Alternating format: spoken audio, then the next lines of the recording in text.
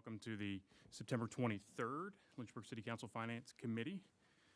The first item of business on our agenda is going to be submittal of the fiscal year 2025, program year 2024 consolidated annual performance report for the Community Development Block Grant and Home Program, and that'll be Ms. Melba Walker.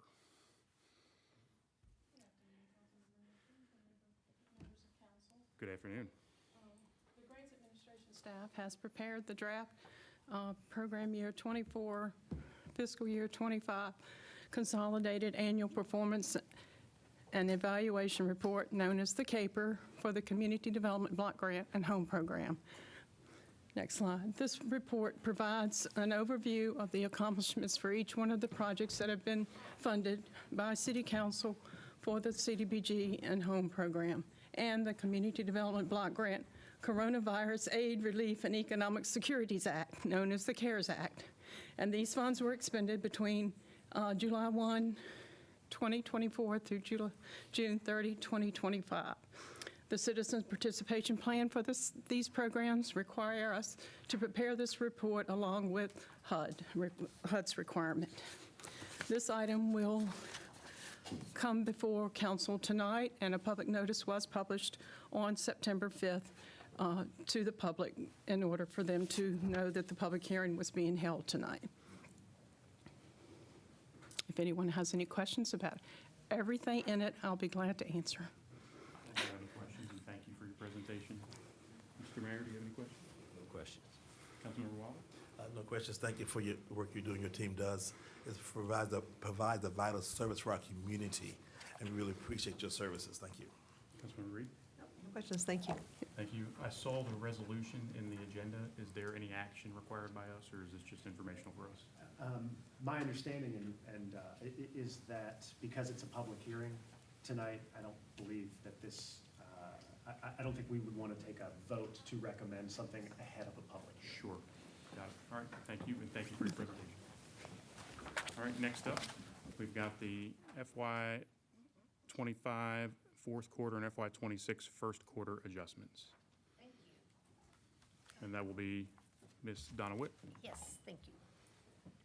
Give Starla a second to get my presentation up here. And, so my presentation is kind of a summary of these items. All the detail is provided in attachments A and B. That's in your council packet. Every year we come to council about this time of year.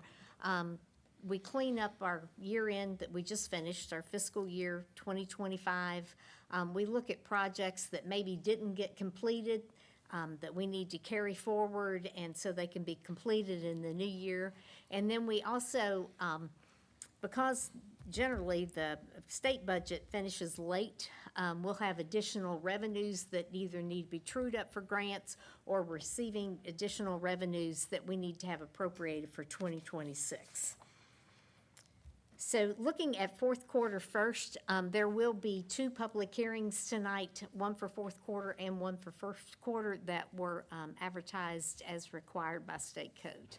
But for fourth quarter, looking at our dedicated revenues, this is truing up program revenues received for social services. You will see two items that do have a local match, the auxiliary grant and the VIEW purchase services to the tune of about $9,000, and we'll take that from the general fund balance. And just to be clear, since even though this is in parentheses, everything we're looking at is revenue, correct? That's correct. Okay. Yes, this is additional revenues, dedicated revenues received for these programs. For our use of unassigned general fund balance, for the registrar and the electoral board, additional funds for expenditures related to the presidential election. They did overspend their budgets by about $103,000 because they had those elections without coming first. So this is just truing up their budget related to the presidential election. And then also we've got a local match for the Sheriff's Office Burn JAG program.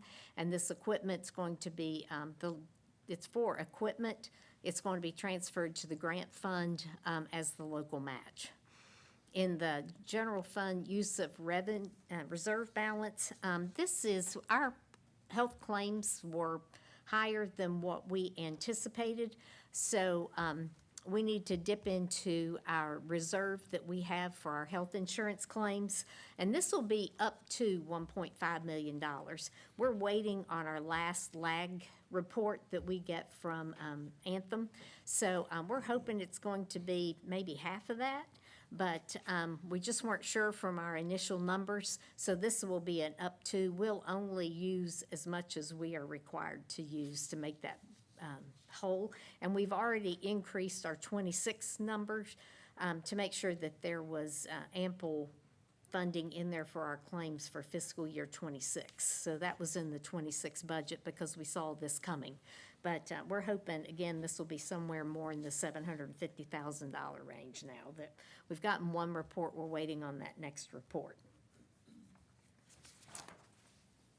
And then we have some adjustments in our other funds, in the grant fund, the city, federal, state aid fund. This is grant true-up, and it does include the other side of that burn JAG grant for the sheriff's office.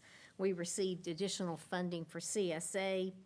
And in the City Capital Projects Fund, we have additional highway maintenance funds that we are appropriating. And then we're also rescinding the Kiwanis Club funds. They had given us those funds and we appropriated them. And then in the project, it became easier for them to buy certain equipment. So they went ahead and purchased that equipment. And so we're just rescinding this appropriation, and then they gifted that equipment to the city. In the Schools Capital Project Fund, this is an additional grant. This is a state construction grant they actually received in 2023 that was not appropriated. The funds had to be spent by June 30th, 2025 for school construction projects, and most of it went into an EC Glass project to help fund it, and those funds were spent by the end of the year. But this is something that the CEO at the time missed, and they should have been appropriated before, but this will clean that up. In the Fleet Services Fund, this is a use of reserves. We had to pay more for vehicles when we purchased them than anticipated, and also we're appropriating funds received from the Central Virginia Criminal Justice Academy to reimburse for a vehicle that we purchased for them. And then the City Payroll Agency Fund, this is the other side of that health claims reserve entry. Okay, that's fourth quarter. Any questions on fourth quarter? Yes, ma'am. So for the registrar's office, hadn't we approved an additional $100,000+ for the registrar's office? That was in the 24 budget, not Okay, the so- 25. So we didn't, that did not extend over into this year? Correct, Okay. correct. Any more questions? Mr. Mayor, any questions? Dr. Rolla? Yes, question. Is just the money from the Kiwanis, that was for the playground? Yeah, it was for the playground. Great. We really appreciate that. It's a nice, beautiful playground. Yeah, Appreciate it is, it is. It's hot down there, but it's pretty. It's nice equipment. Okay, first I have quarter one question. adjustment. Oh, yes. So I just did a quick search in the budget, a word search, and I don't see City Payroll Agency Fund anywhere. So what is the City Payroll Agency Fund? Because that's not something that I don't think I've heard come before us before. No, you don't usually hear about that. It's kind of a holding tank where we take payments from premiums from staff, where they pay their premiums, and also the city share, and we move that from the budget into the payroll agency fund, and we hold it there, and we pay claims out of that. So it really is just kind of a restricted fund that we have to be able to hold those funds and pay in and out of those funds. And what is that? I guess what would be like the macro thing that is underneath in the budget? It's kind of part of, well, it's not really a true fund because we don't appropriate funds there. It's just how we move money to be able to pay those claims in and out of that More fund. a So it's, restricted fund balance Yeah, it's- than it is an actual fund by the strict definition. government, Sure. GASB. But we Language. use, we take general fund, enterprise funds, all that, if it's related to health claims, and move it into that pot. Got it. And we hold it there till we pay claims out of it. So it is kind of a restricted reserve. So how's that different from the self-insurance fund? It's not that much different. The self-insurance fund is a true fund that is for our other types of insurance. So our liability insurance, our vehicle insurance, bonding, it's anything other than health insurance, really. If health insurance were an internal service fund, we would have a health insurance fund. This sort of serves almost as something similar, but not the same, because it doesn't have the same accounting requirements that an internal service fund would have. So would this then probably be categorized as non-departmental in the budget? No, because it's not appropriate, the funds aren't appropriated in here. Appropriated funds are in the budget, in the general fund, all those funds are appropriated. We just move it each payroll to hold it there to pay those claims out of. Okay. That's why it's kind of a holding tank. But the funds are appropriated outside of that. They're just moved there to pay those claims. So, to be clear, can we go back one more slide? It's okay. So we're using reserves from the city payroll agency fund, is that correct? Well, no, we have a reserve sitting in the general fund as health claims payable. Okay. And we put money in that a number of years ago because we had a high claims year. And we realized that it's really hard to budget what those, our health premiums should be. Sure. Because, a few really sick dependents or employees, and it can really jack up our claims. So we realized it would be more conservative to have a reserve. So council adopted a reserve fund, and we have about, I think it's $3 million, $3.5 million in that fund, and this is pulling money out of there to cover the claims that were spent in fiscal year '25. Okay. All right, I think that makes more sense now. Okay. Thank you. All right, sure. So first quarter adjustments.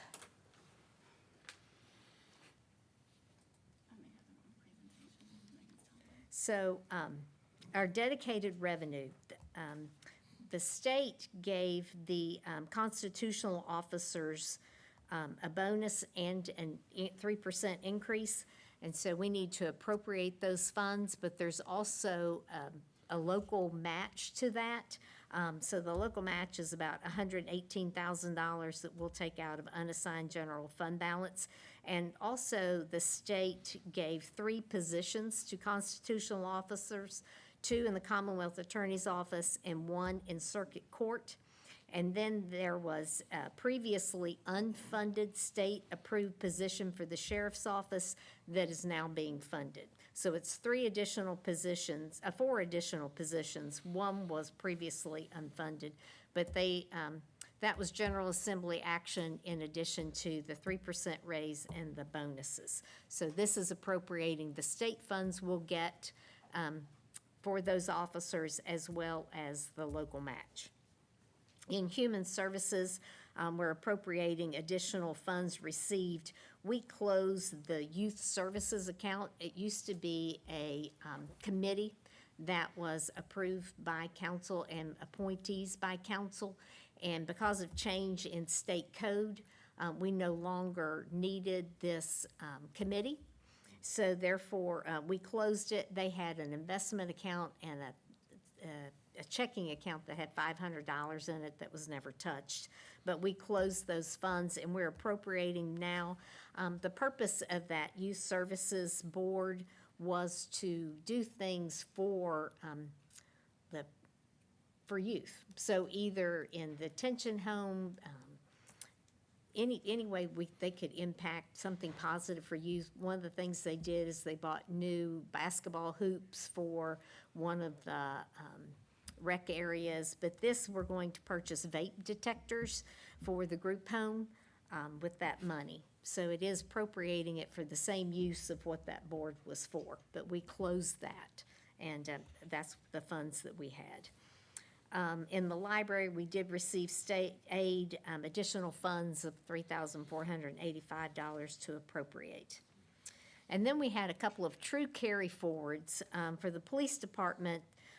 Some of their unspent funds, they want to replace 24 tactical rifles for the tactical team, and then Emergency Communications Center for upcoming electrical wiring improvements and to purchase training laptops, and that's about $200,000.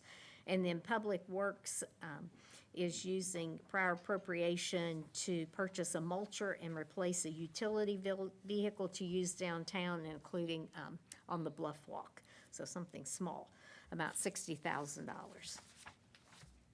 For the unassigned use of fund balance, this is a true-up for the Arts and Cultural Grant. This is something that we do annually. It's a program that Economic Development does with state funds, and then there was an appropriation somewhere in my 26 years, I don't remember, a long time ago, that the city also set up this arts and cultural district, and the money that's received goes in to help fund this grant, and we do this as a true-up at the end of the year every year.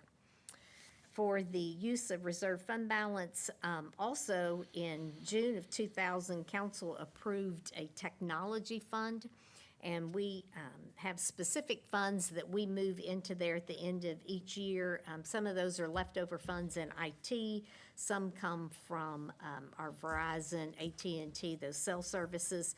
And this helps fund IT projects, but this was something that council did in June of 2000. So that's an annual entry that we make every year. So in other funds, city, federal, state aid, again, this is grant true-up. In community development, the CBDG, and in home, this is a true-up of those grant funds. Forfeited assets, we appropriate funds every year that have come in by state code. We can't budget for forfeited asset funds, so we wait till the end of the year and appropriate those for very specific needs in the Commonwealth Attorney's Office and the Police Department. The Technology Fund, that's the other side of that entry where we move that money in there. And then for our City Capital Projects funds, we received $13,370,000 from a Smart Scale Award for the 501-221 pair. $850,000 is a VDOT award for Ivy Creek Innovation Park. And then we received $428,334 in additional revenue share fund for the Fifth Street Phase 4 project. And then we're rescinding $923,780. This was federal funds that were previously awarded by VDOT for the Nationwide Drive Pedestrian Improvements Project. So in the completion of that, we're truing up all of those funds that we either received or didn't use.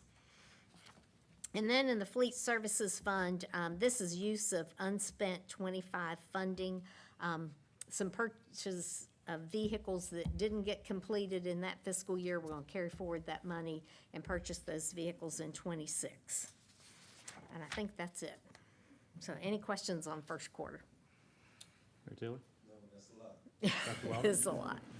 No questions. Councilman Ring? I'm good, thank you. Okay, I think thanks. I've got my questions here. And well, it was a lot of words, too. Thank you, Ms. Witt. All right.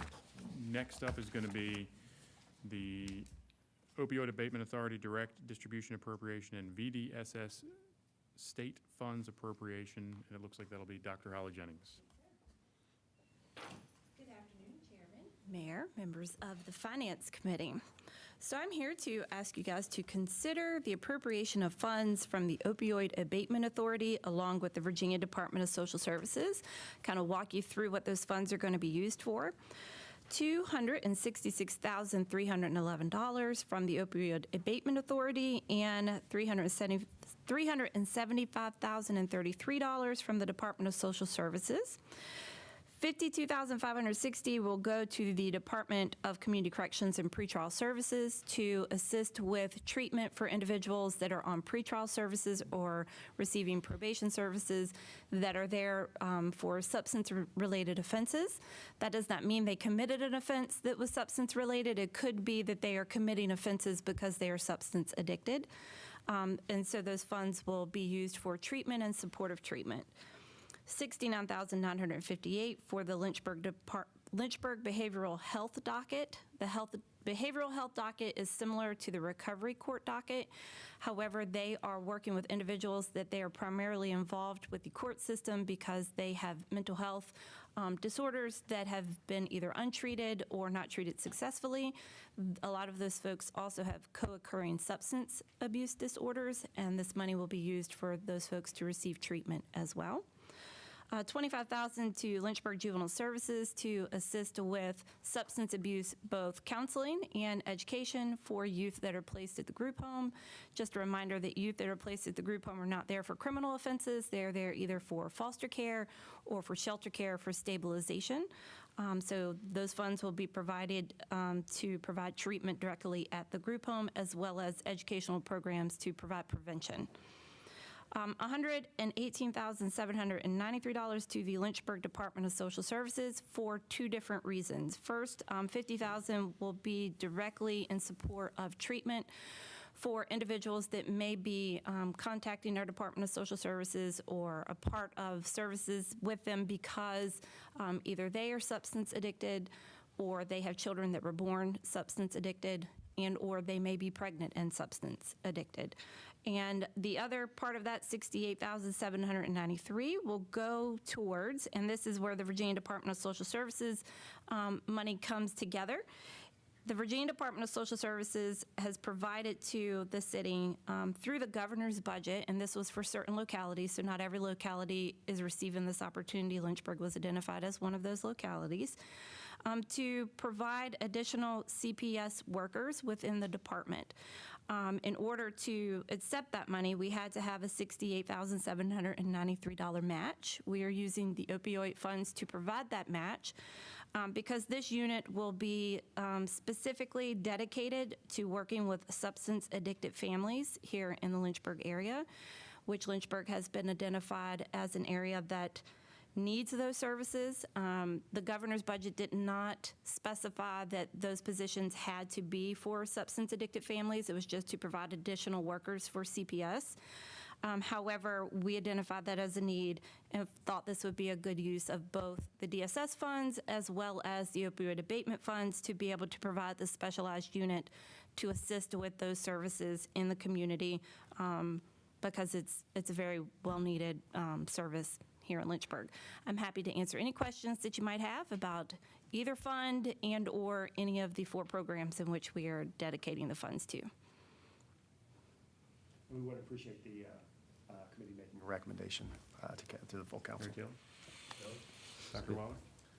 No questions. Thank you for allocating those funds. We appreciate it, especially when you see what the need is in our community and addressing those needs. Working with foster care, I've seen such a majority of kids I've seen have parents who are on substance abuse. So it's always a need to address that in our community. It has so many other effects in our community with that. Thank you, appreciate it. Yes, sir. Councilmember Reed? No questions, thank you. All right, so do I have a motion? So move. I'll second. All right, so the motion on the floor is to appropriate or to recommend the appropriation of $266,311 from the Opioid Abatement Authority for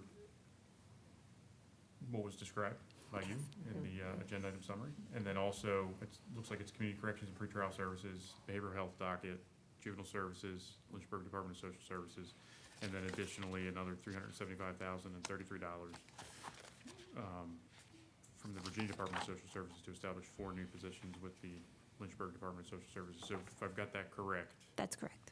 it's opioid abatement funds and then funds from VDSS. Correct. All right. so Zero make sure- local dollars. Zero local dollars. So make sure I clarify on that. All right, that's the motion. I don't know that we have any discussion. Do we have any discussion on this? All right. Dr. Rowley? Call the vote. Call the vote. I thought we already, so moved. Did we already- I'm calling the vote. Okay, I thought we already approved it. We did vote, Okay, yes. Yes. and then I'll be a yes as well. Thank you. Thank you. All right, next up is going to be the FY 2026 Department of Criminal Justice Services Operation Ceasefire Grant, and that will be Chief Edwards. Welcome. Good afternoon, Chairman Mishtins, Mayor, and fellow members of council. The Virginia Department of Criminal Justice Services has awarded the city $148,850 to purchase forensic and analytical technology. This includes the purchase of a forensic spectroscope to aid in the identification of evidentiary items such as fingerprints, biological fluids, and gunshot residue, and the purchase of analytical software that manages data across systems to identify crime patterns and inform operational decisions. And there's no local match required with this. And I'll be happy to answer any questions. Mayor Taylor, any questions? No questions. Dr. Ross? No questions? Councilman Reed? No questions? And I'll make the motion to appropriate the $148,850 from the Operation Ceasefire Grant. I'll second. We got a second. And if there's no further discussion, I'll call the vote. Dr. Ross? Yes. Councilman Yes. Reed?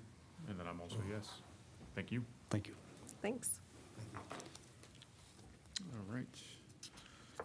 Then we've got the FY 2026 Office of First Responder Wellness Grant Program. Thank you again. The city of Lynchburg was awarded $30,000 in Office of First Responder Wellness Grant Program funding. The Lynchburg Police Department will use this funding to purchase a mobile application to be downloaded on first responders' mobile devices. And again, no local matching funds are required.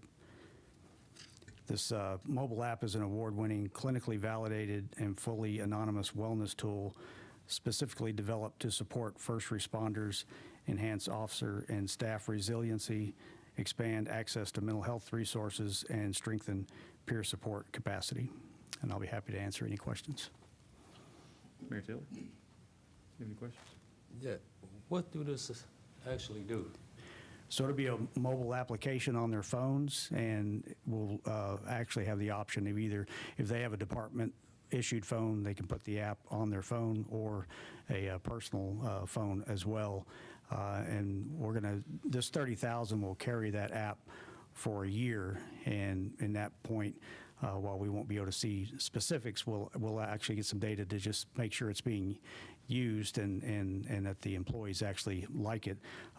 Some of the services include resilience building, small group coaching, physical fitness tracking, mental health resources, financial guidance, and peer support.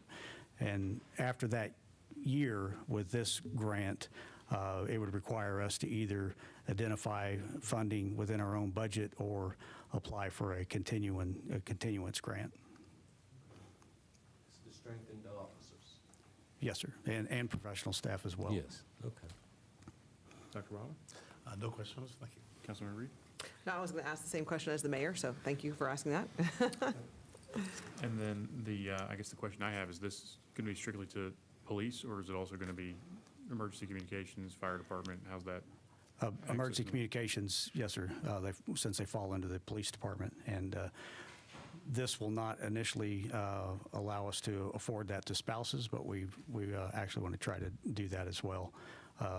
Fire department's not included in this one. Is it designed for It- all first responders, or is it designed for just law enforcement? No, it's designed for all public safety, so to include fire. I'd be curious to see what we could do to also include the fire department in that as well. That's something to look at. Okay. Just as a question for the future. Not leave them out. All right, I don't think there's any more questions. And do we have a motion? Actually, I do have a question. Okay. So to piggyback on that question, would that be, I'm assuming that we need additional funding, obviously, to add in the fire department. So if we, correct. So if we found that in this test round that it was being utilized and it was a good app, obviously, and we were looking at additional grant funding for next year, then maybe we would obviously counter in adding in additional funding requests to add the fire department, and that would be something I would definitely support looking at adding in. Yes, and I'll after check to this. make sure on that 30,000 whether that allows additional department like the fire department in it or not. I don't know that 30,000 actually is at our set number of 182 plus our professional staff or anything like Sure, that. But- okay. So it may actually be able to include that, but I do know it's for the first year, so I Okay. can check on that. Cool. Thank you. All right. Any other discussion? All right, do we have a motion? I'll make the motion to recommend the $30,000 grant award. Do I have a second? Second? All right, I'll call the vote. Dr. Rowley? Yes. Councilmember Reed? Yes? And that'll also be a yes for me. Thank you. All right. Next up, we've got the FY 2026 Virginia Department of Emergency Management Next Generation E911 Public Safety Access Point Grant. Thank you again. The City of Lynchburg was awarded $150,000 in Virginia Department of Emergency Management Next Generation E911 grant funding. The Lynchburg Police Department's Emergency Communications Center will use this funding to purchase facility, technology, and furniture upgrades. Specifically, the grant provides resources to wireless communication headsets and accessories to replace unsupported end-of-life headsets. Also, ergonomic dispatcher chairs designed for continuous 24/7 use. They'll be able to update dispatcher consoles and administration furniture. Thank you. Mayor Taylor, do you have any questions? No questions. Dr. Wilder? Yes, sir. Councilmember Reed? No questions? I would hope that we're not putting our dispatchers on 24-hour shifts with 24-hour chairs. No, sir. I don't have any questions either, and I'll make the motion to approve this. Again, it's no local match, $150,000 in VDEM Next Generation E911 grant funding. Do I have a second on that motion? I'll second. All right, it is seconded. Do we have any more discussion? All right, I'll call the vote. Dr. Wilder? Yes. Councilmember Reed? Yes? And then I'll also be a yes.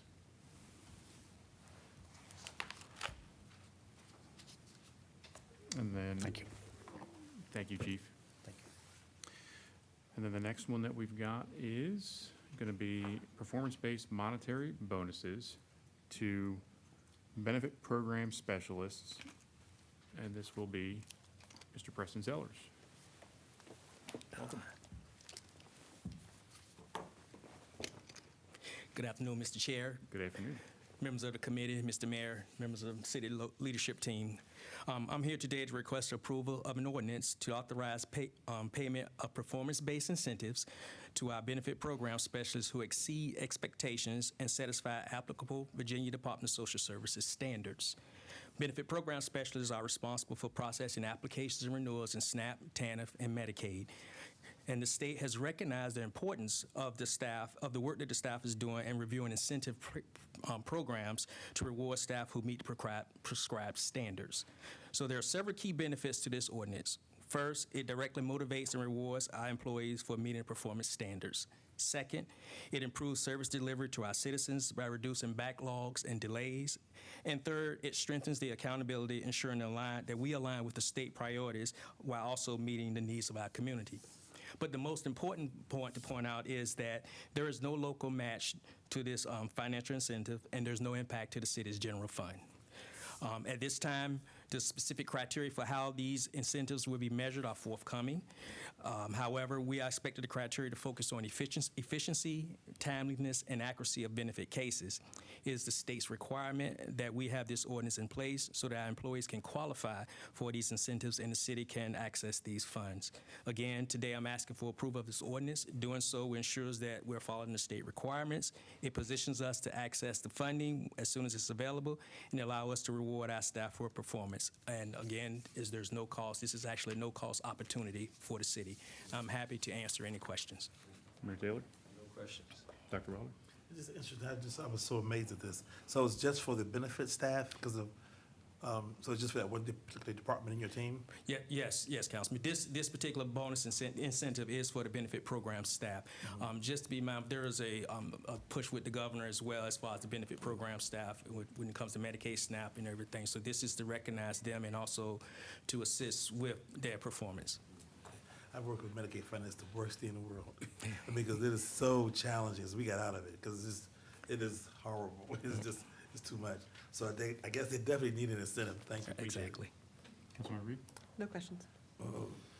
I think this is, I looked at the ordinance, I think this is great. I think it's pretty, it's a pretty great concept to do, Yes, sir. merit-based performance incentives, Yep. monetary incentives, and hopefully this does exactly what is intended, which would be to be a positive impact on the way our services are delivered to our citizens and Yes. the accuracy and efficiency and all that. I think it's great, and I appreciate you spearheading this and bringing this to us and Yeah. trying to get this done. So, Wonderful. Thank you. and it doesn't cost us anything, which Exactly. makes it even better. But with that being said, do I have a motion? Move for approval?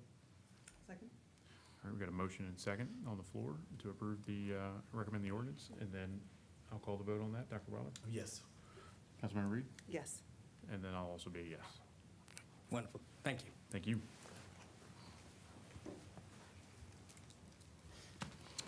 All right, next up, we've got funding request of $25,000 for the Central Virginia Alliance for Community Living, and that is going to be Donna Witt. Thank you. At the August 26, 2025 City Council meeting, City Council agreed to reconsider the request by the Central Virginia Alliance for Community Living for funding for FY 2026 in the amount of $25,000.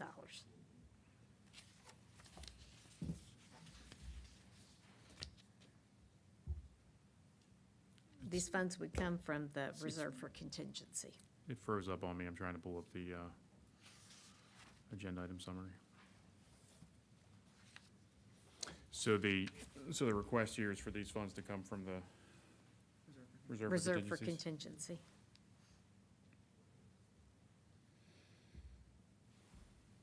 I move to approve that.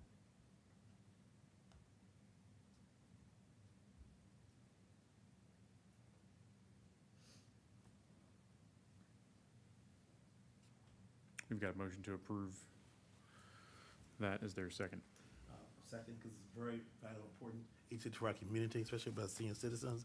I didn't want to cut in the beginning, so I'm so glad they were able to find funding for this project. Thank you. Mayor Taylor, any discussion on this? Thank you for restoring it. I don't have any questions on this. I think that this is one of those investments that we really get a lot from it. The 25,000, I think, multiplies in the community once it goes out there and what it does. I'm not quite sure that I like the idea of taking it from the general fund reserve for contingencies. I don't know if that's the appropriate vehicle for this, just where I'm at with it. But with that being said, I will call the vote. Dr. Wilder? Yes. Councilmember Reed? Yes. And then I will be a yes for the recommendation. And just for, as a reminder, when this goes to council this evening, it's a discretionary service provider, so it will require a 5/7 majority to appropriate. Oh, thank you.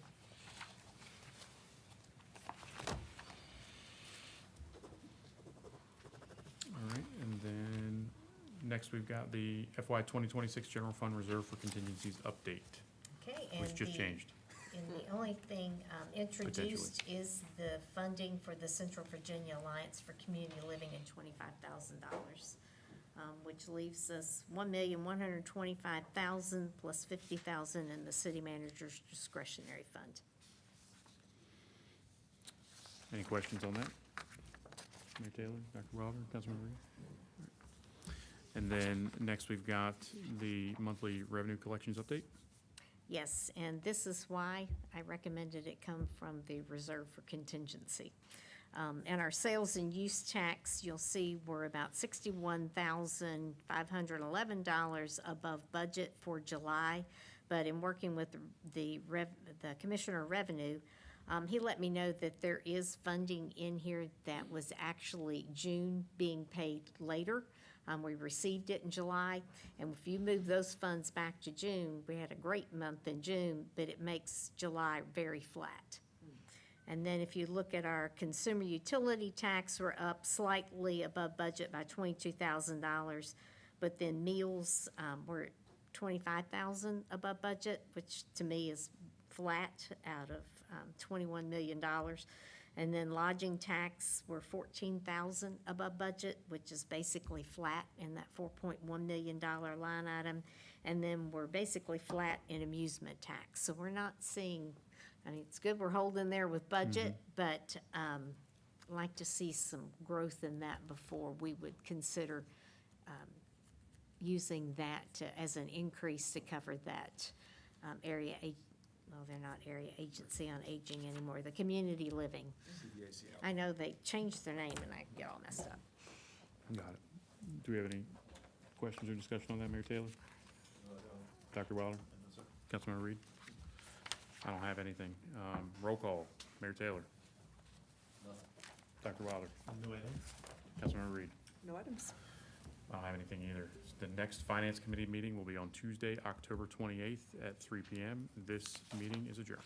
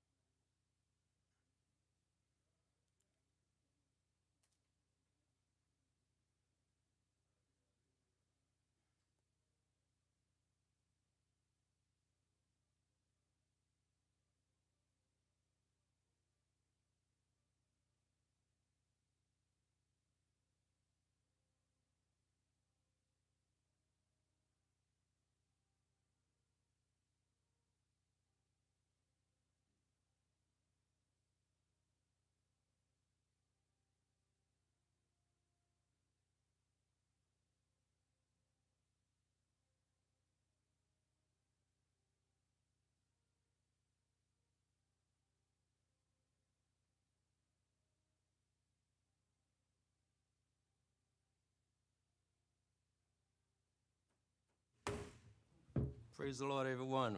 Welcome to our September 23rd, 2025 council work session. We'll begin by introducing our great city manager, Wendell Bender. Thank you, Mayor, Vice Mayor, members of City Council. Good afternoon.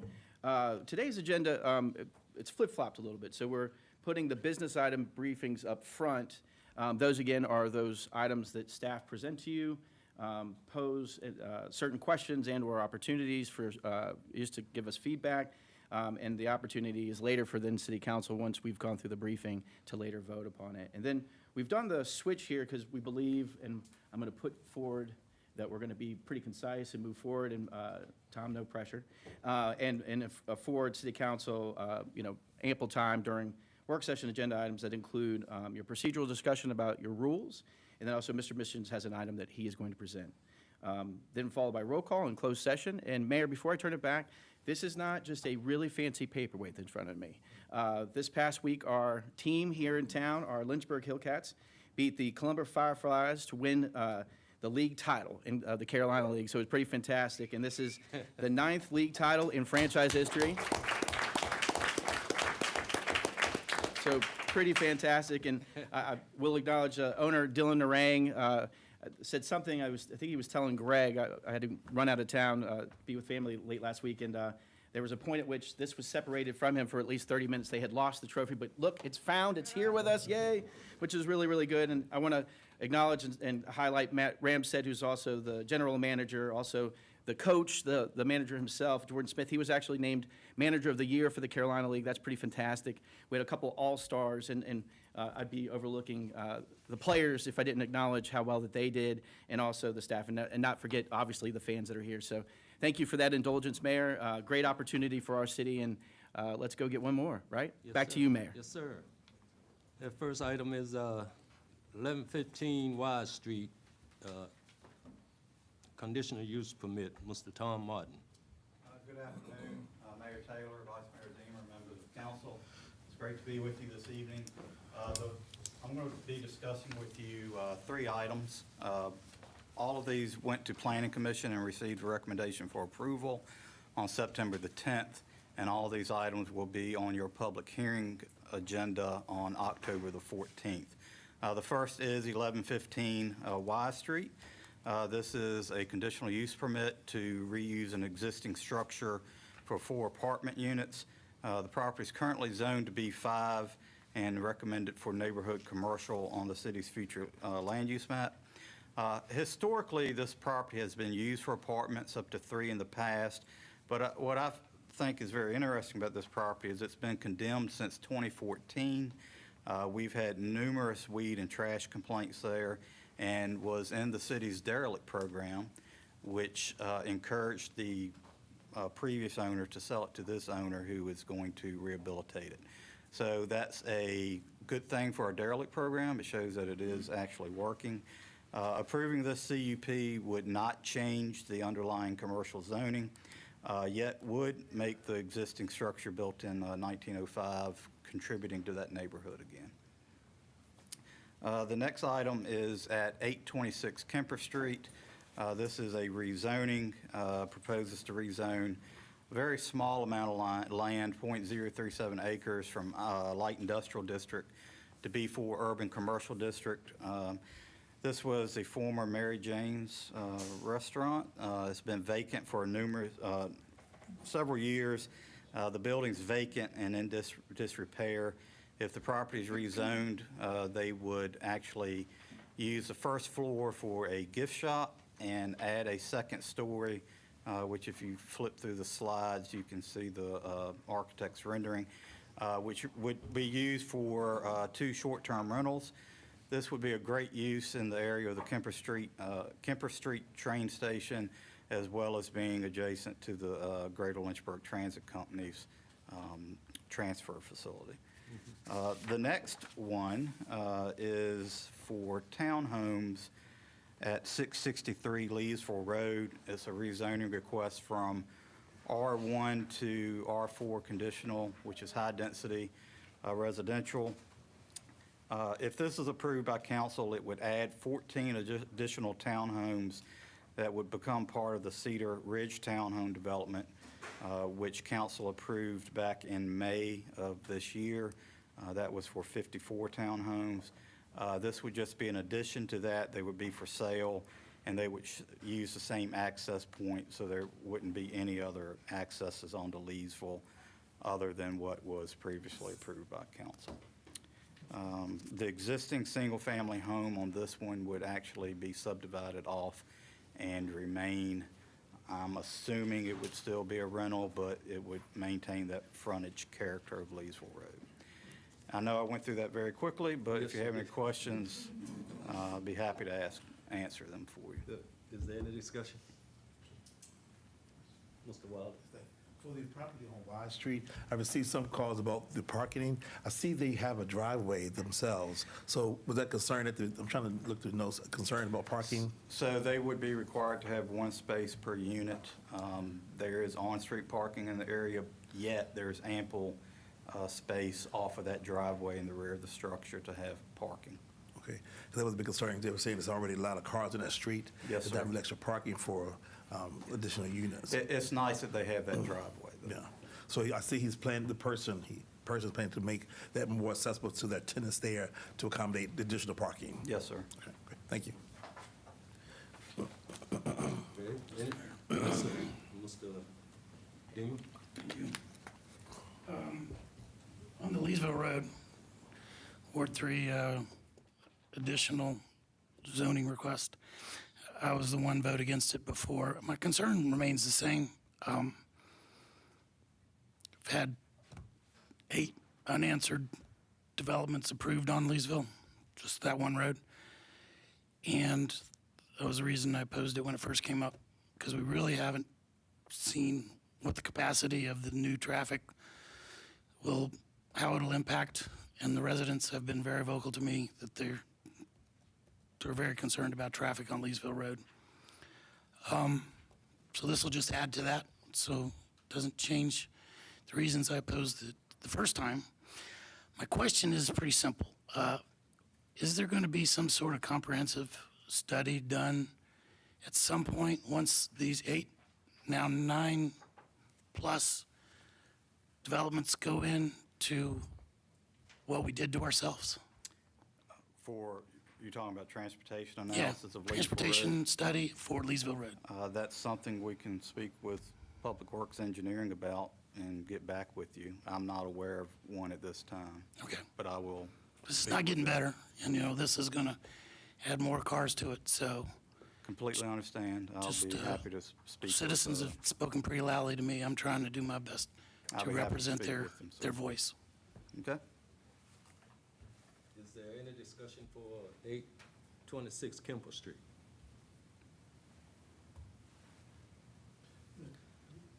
Mr. Wilder? I'm just glad to see, when you come off the train station, this is a vital part. So I'm glad to see they're going to spruce the area up, because that's one of the first impressions you see around city is something of that nature. So I'm glad to see someone's taking it over and making it more attractable and using it for a good use. So I appreciate that.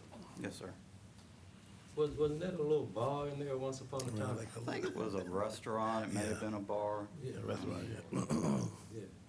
I It's going to be a remember- gift shop if council approves it. Yes, sir, yes, sir. I remember those days. Yes, okay. Yes, sir, Just a Mr. quick comment, it's offside sort of comment. Spent a lot of hours working a lot of elections down there, and if anybody out there is paying attention, they need a restaurant in that area. Food, it's a food desert for sure.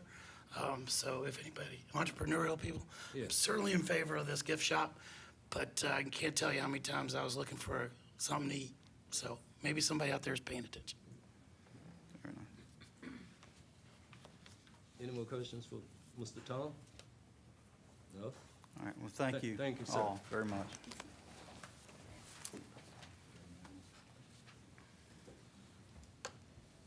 Next item? Yes, Miss Alicia. Thank you, Mr. Mayor. I am presenting to you today your boards and commissions quarterly reporting. This is just a reminder that these quarterly reportings are meant to really increase awareness around your council-appointed boards and commissions, whether that's time commitment or backgrounds or membership qualifications that are needed. It also gives council ample time to understand the needs of these boards. So diving right in, our volunteer opportunities. These are your September and October terms. There is one correction for your first one, social services. There's one reappointment, and there's also 2 current vacancies, and I've not had time to update this. So diving into that one, Social Service Advisory Board. They meet the 3rd Tuesday bi-monthly during the day down here at Human Services. This group oversees citizen social welfare, monitors social welfare programs, and really just help dispel myths of what social services is. If appointed, you'll be serving as a vulnerable population, or be serving a vulnerable population, and advocating with that in mind is really important. Members can serve up to 2 consecutive 4-year terms, and again, this is 1 reappointment and then 2 current vacancies. Next is the Housing Authority. This group meets the 3rd Thursday monthly at 9:30 in the morning over on Thompson Drive. They administer housing assistance and urban renewal programs. Members can serve up to 3 consecutive 4-year terms. There is 1 current vacancy. This does need to be a client of the Housing Authority or someone who receives services from the authority. And all members are subject to a financial disclosure statement.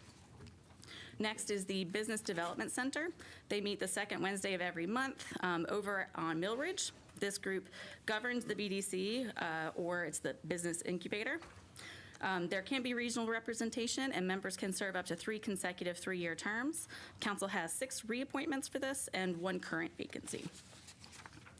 Next is the Parking Authority. This group, if it did meet, which it has not met in some time, I believe, would meet the 2nd Tuesday of every other month here in City Hall. They plan, develop, and manage public off-street parking. Members can serve up to 2 consecutive 3-year terms. There are 3 current vacancies and 1 reappointment. Backgrounds needed for this are really just representation of a major operation requiring parking downtown, and then also somebody with financial expertise. Next is the Greater Lynchburg Transit Company. They meet the 1st Wednesday of each month over at the Kemper Street Transfer Station, right next to that Airbnb. They oversee policies and operations of the GLTC. They can serve up to 3 consecutive 3-year terms, and you'll be looking at 3 reappointments for this board. So next steps. I'm taking resumes and applications through Tuesday, October 7th. You all are scheduled for a closed session on October 14th to discuss these. Thank you.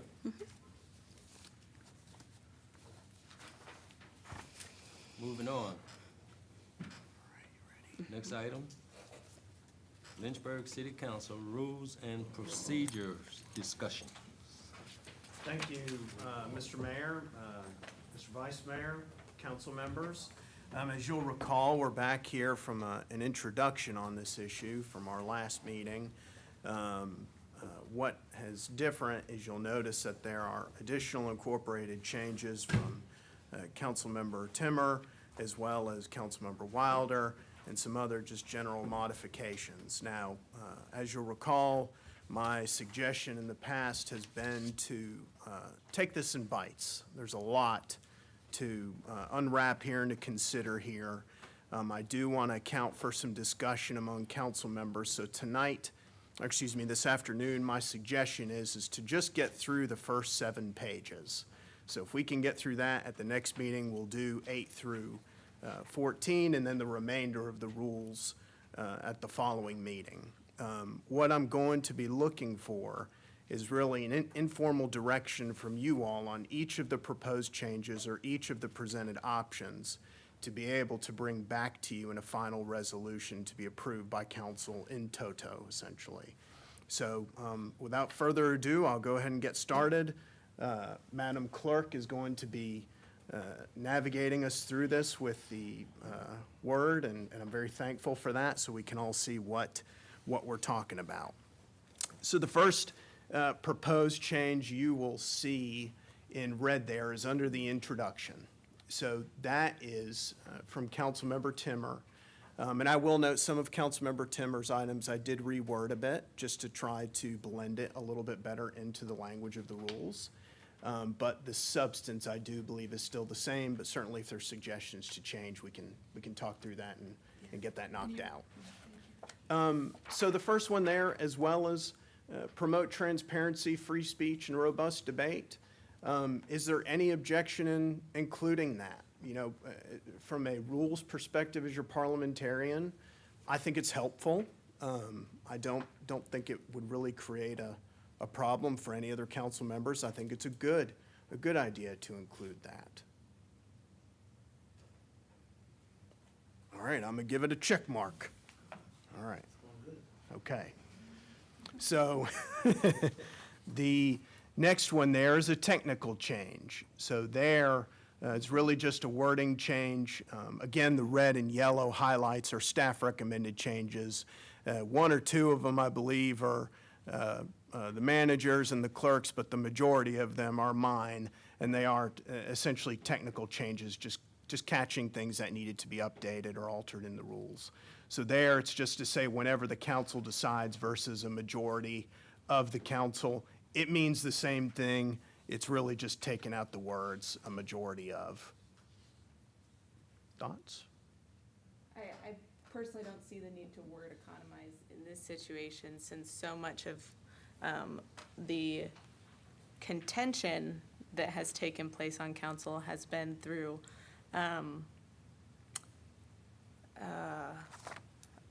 I would say a distortion of consensus. So I think that there's value in keeping the clarity that a majority, and there is the need for a vote in order to change the rules.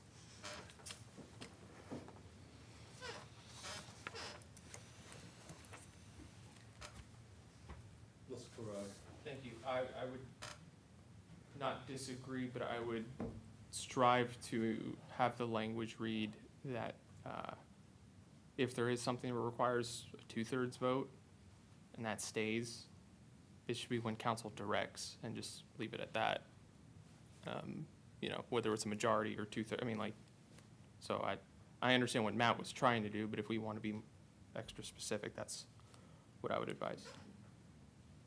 So if I put whenever further the council reserves the right to suspend or amend these rules of procedure whenever the council directs, and leave it at that, would that be okay? If you're asking my opinion, yes. The introduction is not supposed to be used for actual binding language, in my I agree. opinion. Mr. Mitchell? I think something's going to happen either way, because right now the introduction contradicts the supermajority requirement to suspend the rules.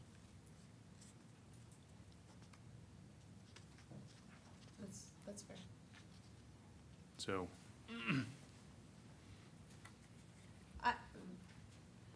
I'm comfortable with Mr. Feraldi's suggestion with that in order to keep it a little bit more precise and tighter, and Okay. Mr. Mission's observation. Appreciate that. Yeah. So what I will do is I'll modify that to say whenever the council directs, and then the sentence there. All right, so moving along. Section 1.1, purpose of the rules of procedure. So we've got under C, that was also a proposed change by Councilmember Timmer. And the language is essentially adding some new language to it to preserve a spirit of cooperation among council members, while also ensuring each council member's ability to discuss and debate matters before the council. So I do think this is one where I may have changed the language some, but I do hope it still meets the intent of what was being sought, but certainly I'm open to discussion on that. Any discussion? Ms. Timmer? Thank you, Mr. Mayor. And thank you, Mr. Friedman. I know you sent these before. I'm just doing the side-by-side now, because Yeah. it's a little easier for me Sure. here. Mr. Feraldi pointed out, this isn't really binding language. It's talking about the nature of council. And so we have kind of, I would say, two directions before us in the nature of the predominant rules proposals on the table. One gears strongly towards efficiency, but really consolidates authority in a majority voice on council. The other, I would say, the emphasis again is on free speech and transparency so that there's robust debate. And Dr. Wilder, I appreciate your amendments as far as the time management, and I'm very amenable to those. So I think there's a way that we can marry those together where there's a structure of time expectations, but free and robust debate, while ensuring each member's ability to discuss and debate. That's valuable, but I think the focus is government's meant to be transparent and accountable, and sometimes that's not efficient. Actually, when you are focused on transparency and accountability, efficiency often has to take a backseat to that. So I like the free and transparent language, but that was originally. If it will help, I did try to account for that language in section 1.2. So when we Yes, get I to see that. Okay. if that Yep. would be all right. Yep, that's great. That we keep C as is, and then maybe what we could do is work with A to get some more Yep. language in there. Would that be all right? That's great. Okay. Thanks, all right. Matt. All right, give that one a check mark.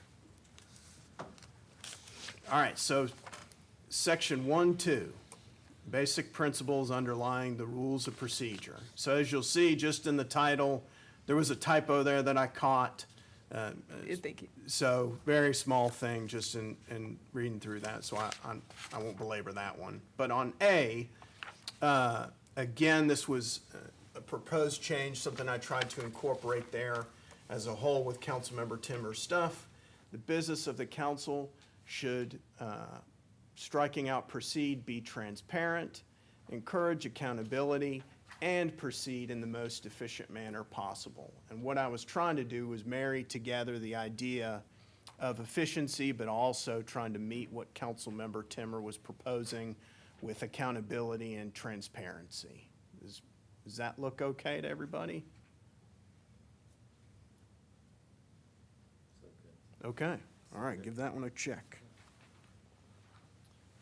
All right, the next one, again, that was a proposed change by Councilmember Timmer. The council's rules of procedure must be followed, and that was stricken and applied consistently. From a wording perspective, I don't see an issue with that change. You know, council does apply its rules. It also follows its rules. So I'm good with that change if it's helpful to you all, but I'll certainly let you discuss it if there's any issue. Ms. Timmer? Thank you, Mr. Mayor. This just speaks to the nature of enforcing rules consistently, which historically has not been the case on this council. So, yes, they need to be followed consistently, but they also judgments need to be rendered consistently. And this just speaks to the burden or the onus of that. Must be applied, must be followed. It could be followed and applied. Applied's just a stronger. Sure. Is there a thought on followed and applied consistently? Mr. Farrar? I would ask you, and indirectly ask the city attorney, do I have any ability to make judgments on motions or parliamentary matters? I don't believe I do, so this line has been used 3 times in the 5 minutes we've been in this.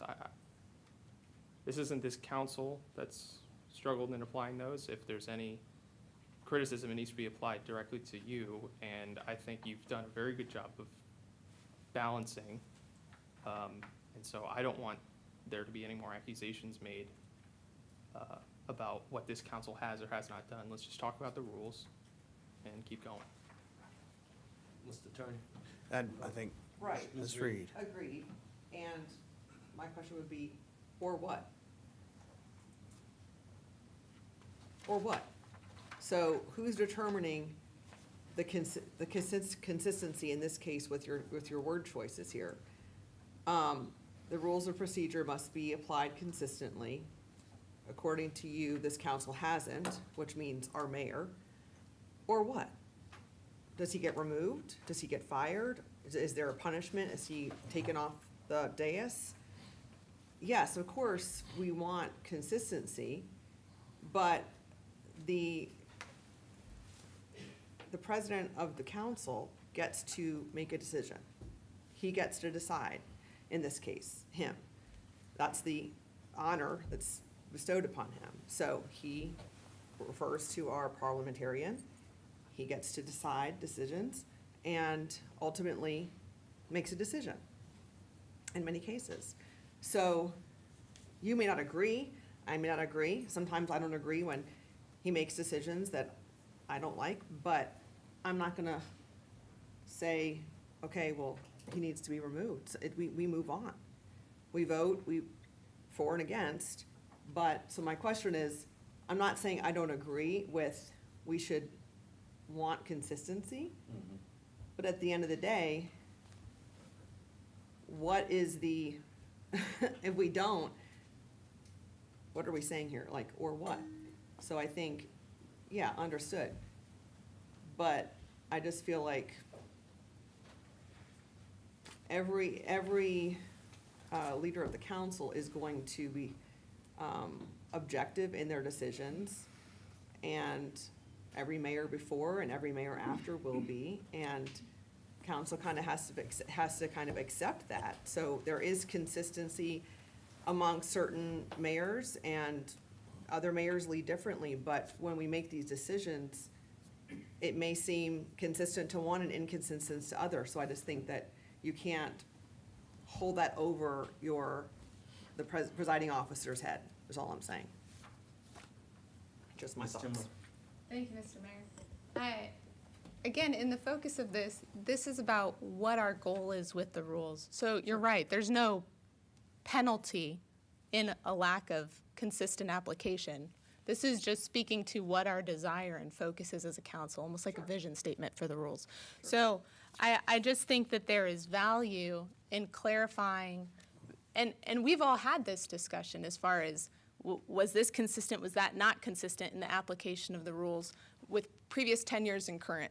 And that results from debate within council. So I would say that the council as a whole has not been consistent. And you see that continued in my theme as far as the proposal that I bring forward, because it's striking a lot of abstract language that can be applied one way in one situation and a different way in another situation. And so it creates inconsistency in expectations of council members. So this just speaks to that as far as the nature of the general desire of the council. Sure, I would just say, Mayor, if I may. Yes, ma'am. Until anybody's sat in that seat, it is very easy to say certain things about consistencies and inconsistencies until you've been put in the position to have to make certain decisions. And that's not a poke at you or anybody else. I'm just saying, and just like before anybody sat in any of our seats, it's very easy for the public to make criticisms of any of us until then they're on this side of the dais.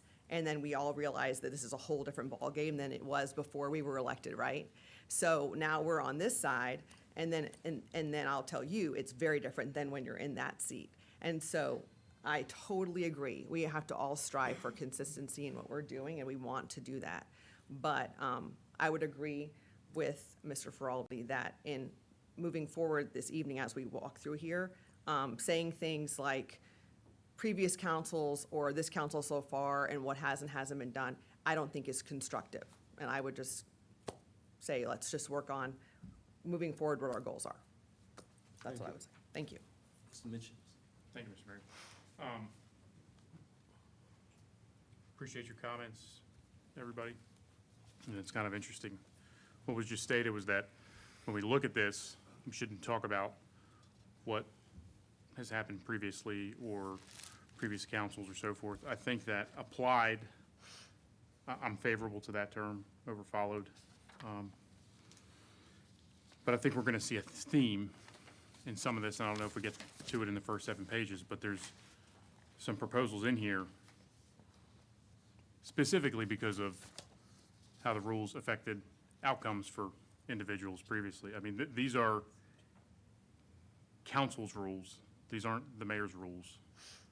And I think the idea behind the statement of saying applied versus followed is that we as a council are going to strive to ensure that these are applied consistently.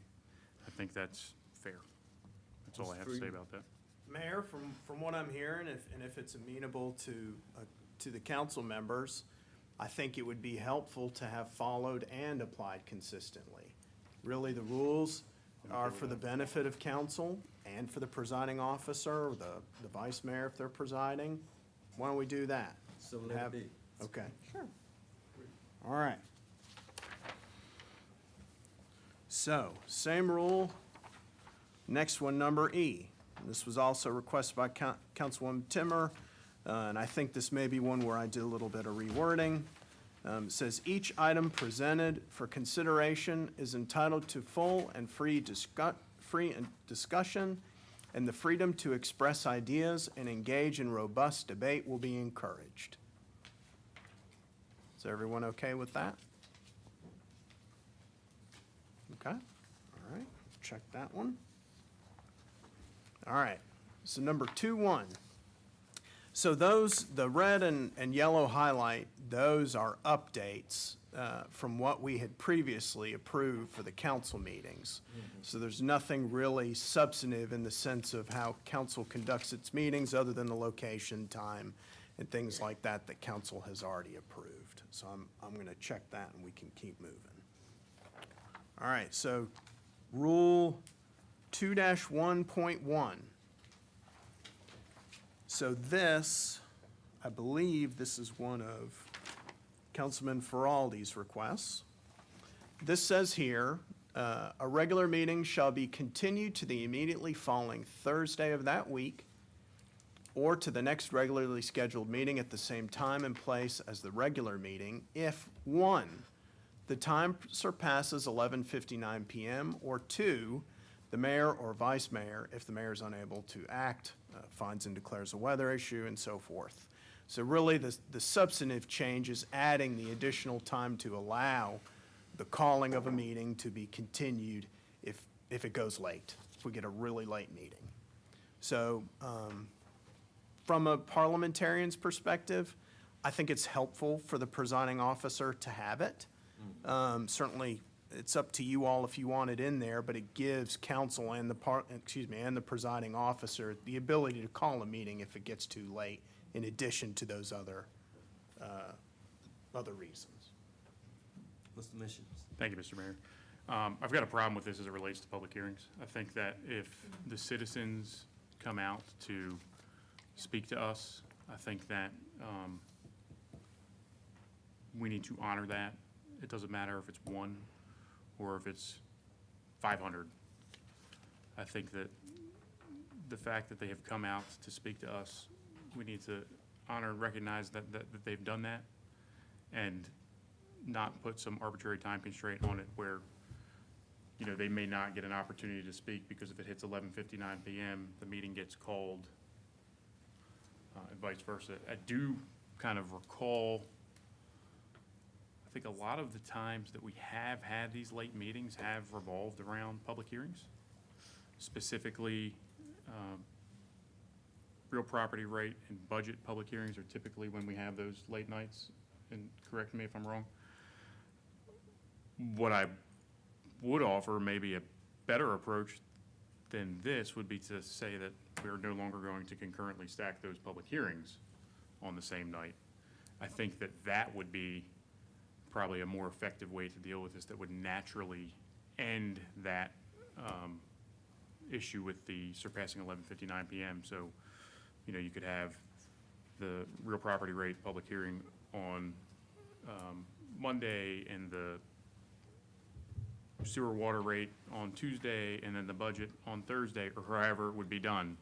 But to actually separate those public hearings in a manner where they weren't stacked on top of each other, and create those situations where the speakers are doubled up on time. But I don't think that we should put an arbitrary limit on the meeting, because right now the language says shall be continued. Yeah. So this means that, according to the rules of procedure, once time surpasses 11:59 p.m., the way this is worded, the meeting would end. And I do not want to just have that arbitrary constraint written in there as a shall. I think it would be more effective for us to look at, like I said, separating those public hearings, especially those major ones that we do, like real property and budget.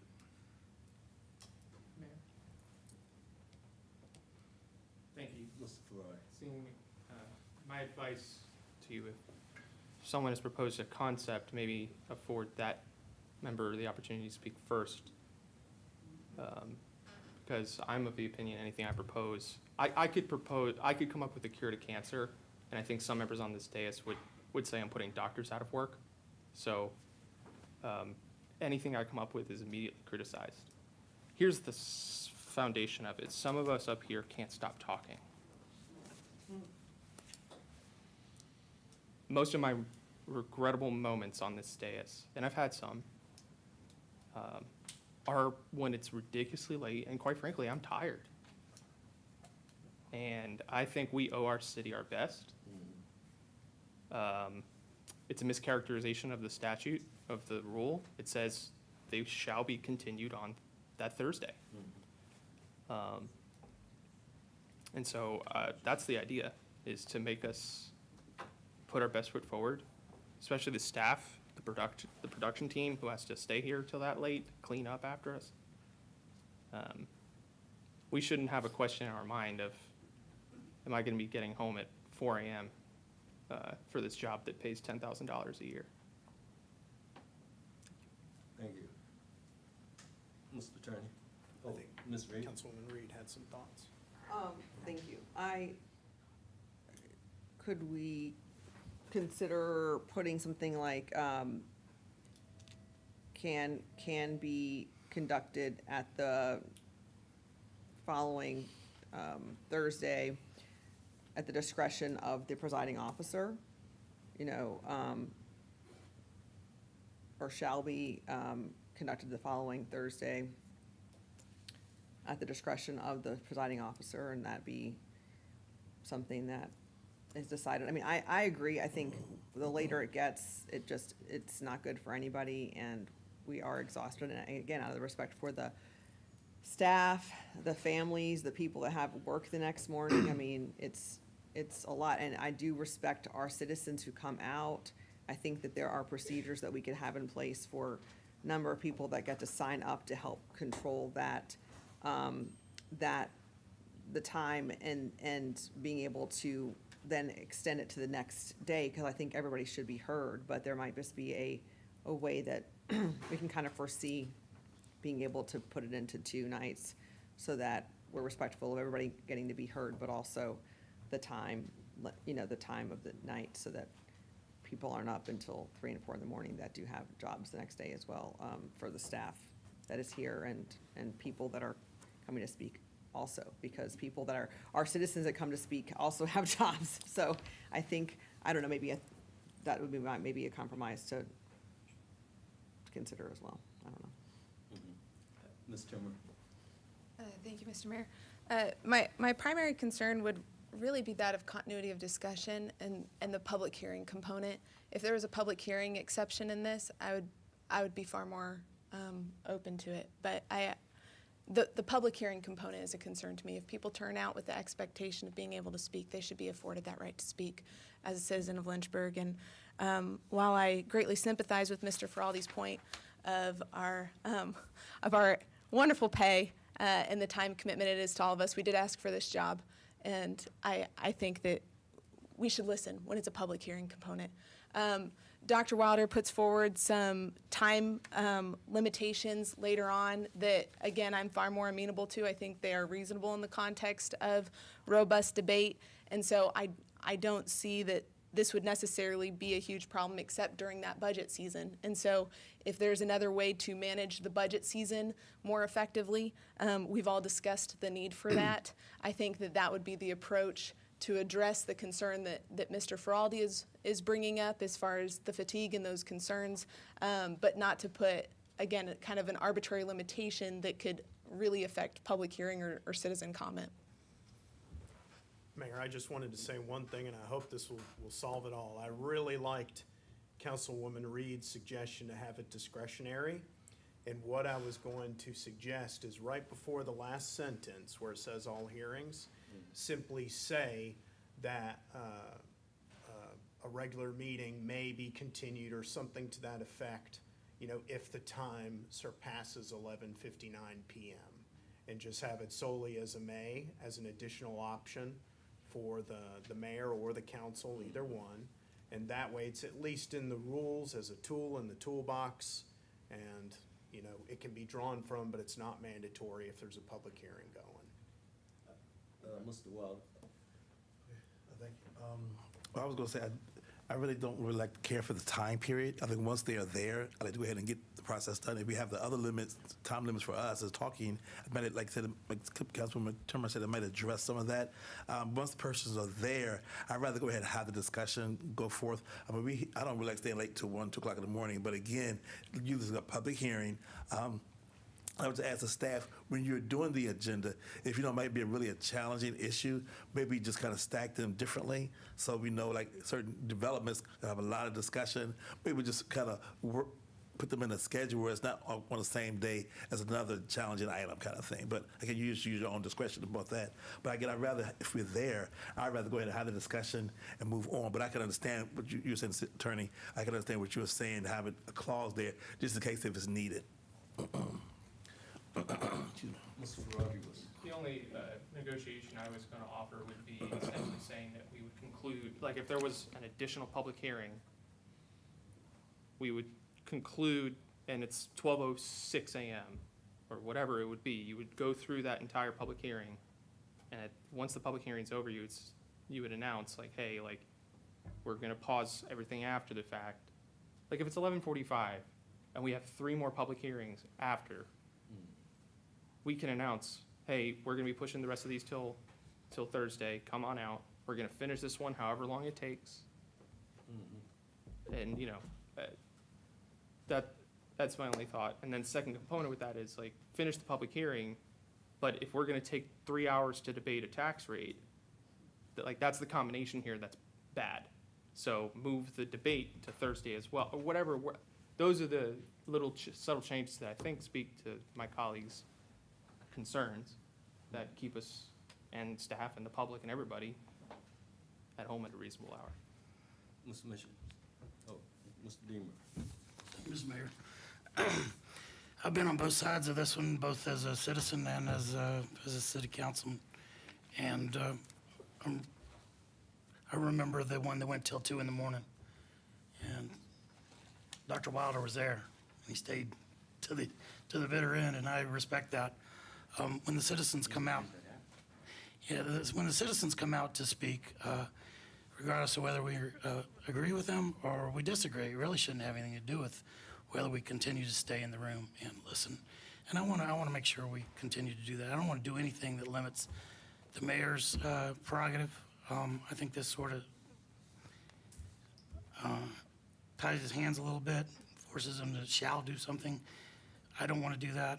I want council to maybe make the decision to go into recess, but we also need to be very sensitive to the fact that there might be, you know, if they close that EC Glass public hearing at 12 o'clock, there's another 50 or 70 people that were in line that would have been told to go home, and maybe they can't come back.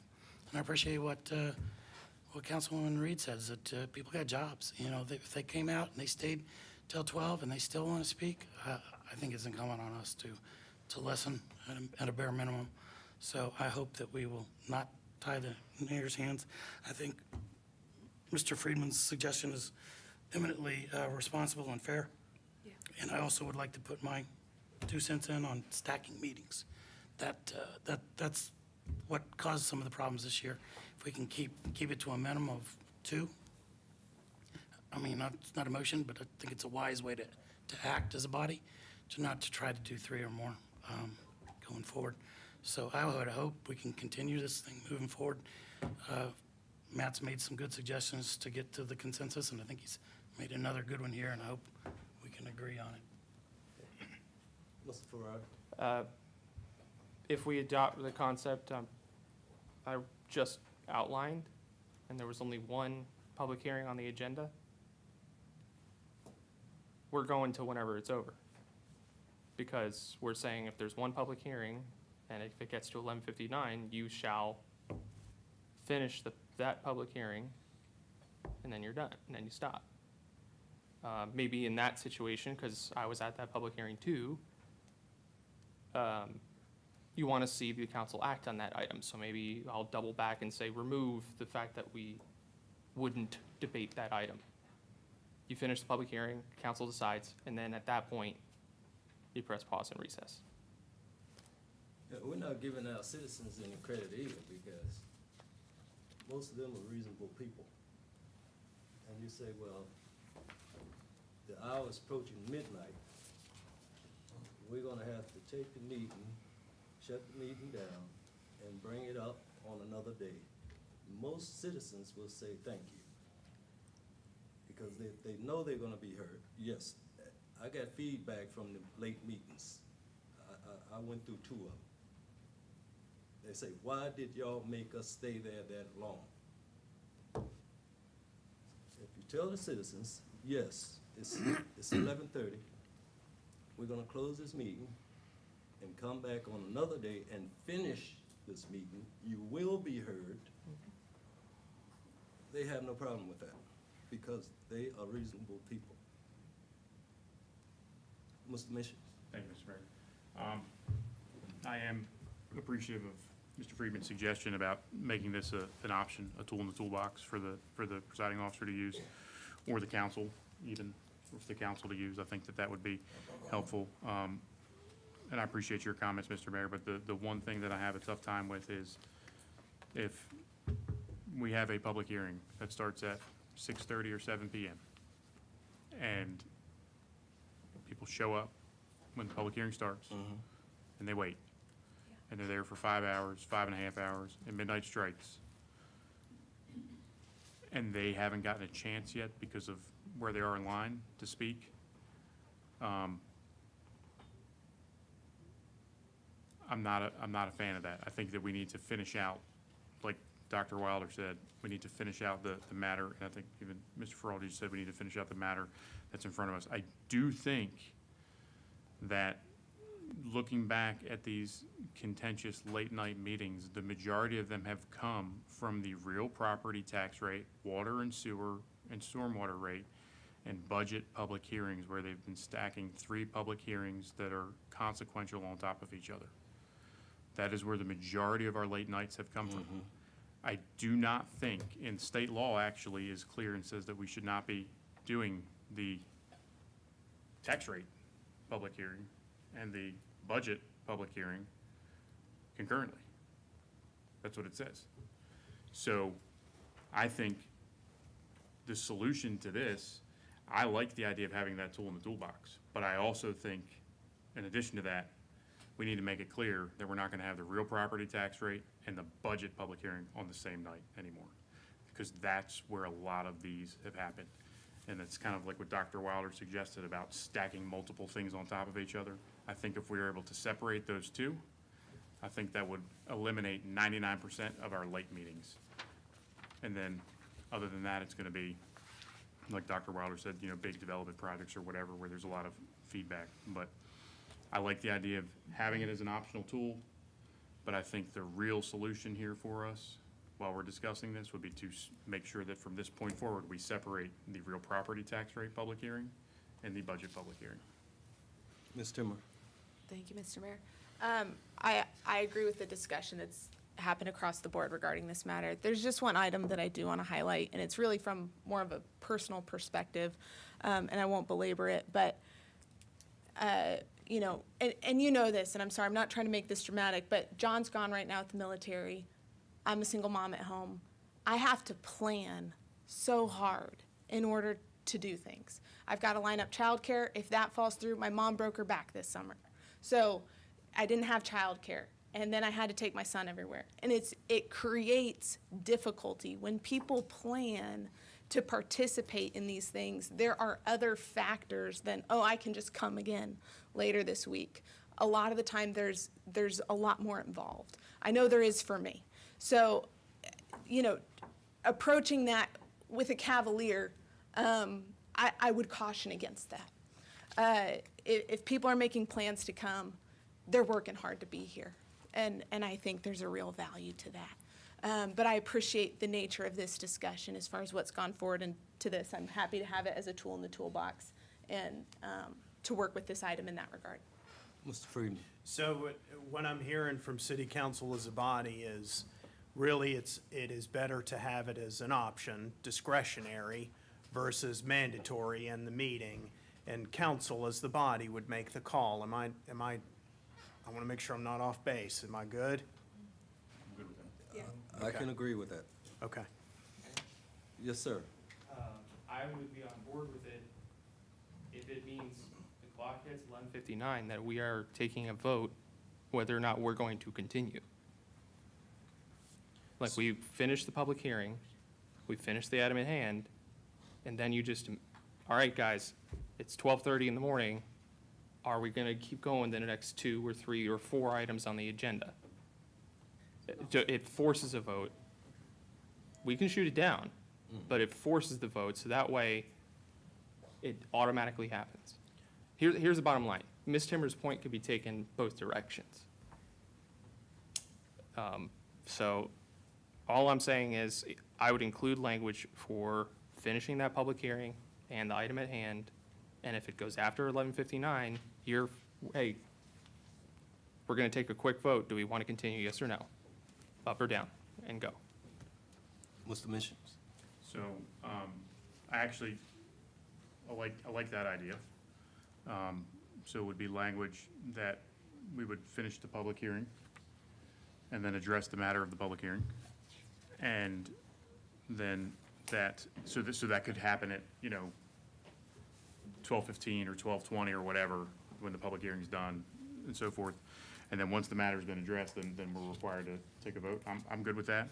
And it might actually be just for consistency with that, might come in our motions, where we've got the motion to take a brief recess, maybe not just a motion to take a brief recess, but a motion to recess.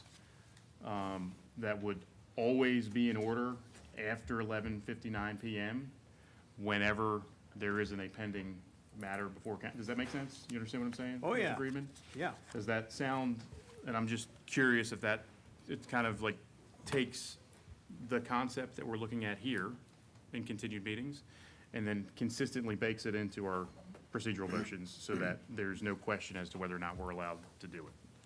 That's my Council, suggestion. I'm good with that.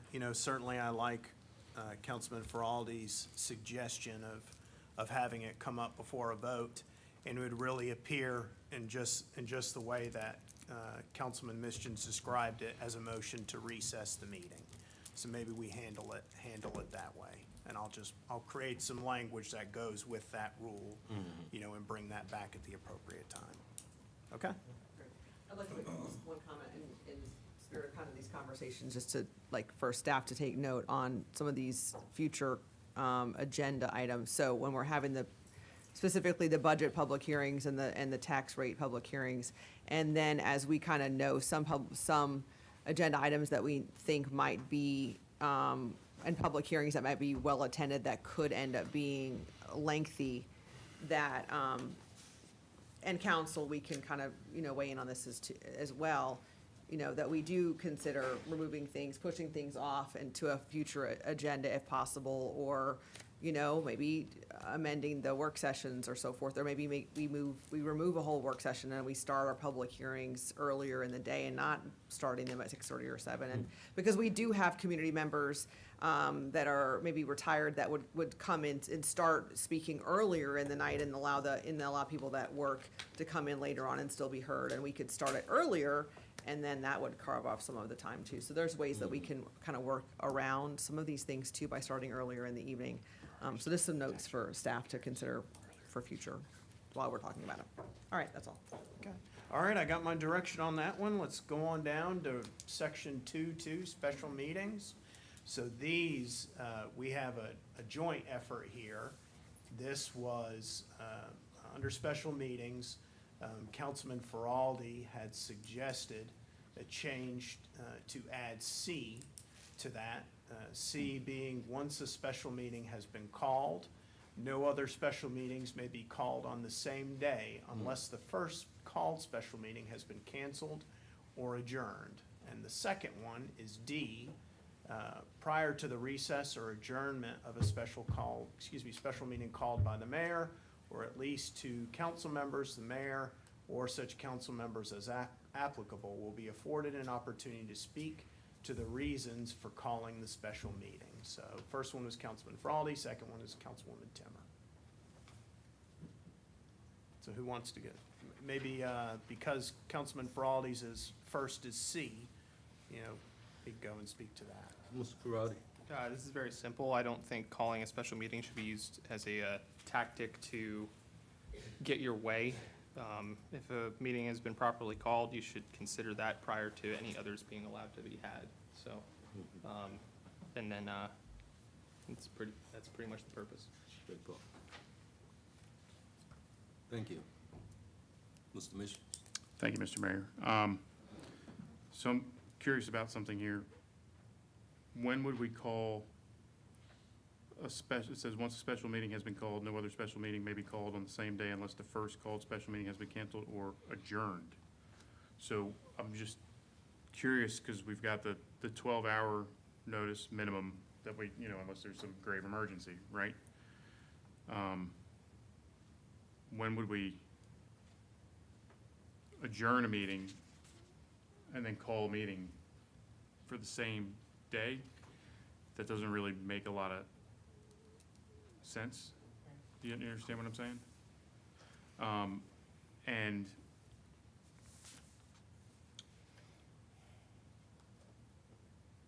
I also don't think that we should restrict the council from calling special meetings when they need to call them. And specifically, that is because of the exact purpose right here, where there may be special meetings that are under uncommon or unexpected conditions, as the rules say they are, that may need to be called, and may need to be called in that 12-hour notice period. And because of an arbitrary rule, we wouldn't be able to call that special meeting that may be necessary, right? If it's a public health emergency or it's something of that, does that make sense? Whatever the issue may be, that we would be required to call that emergency special meeting, which we haven't had to do since we've been here, but it has happened in the past.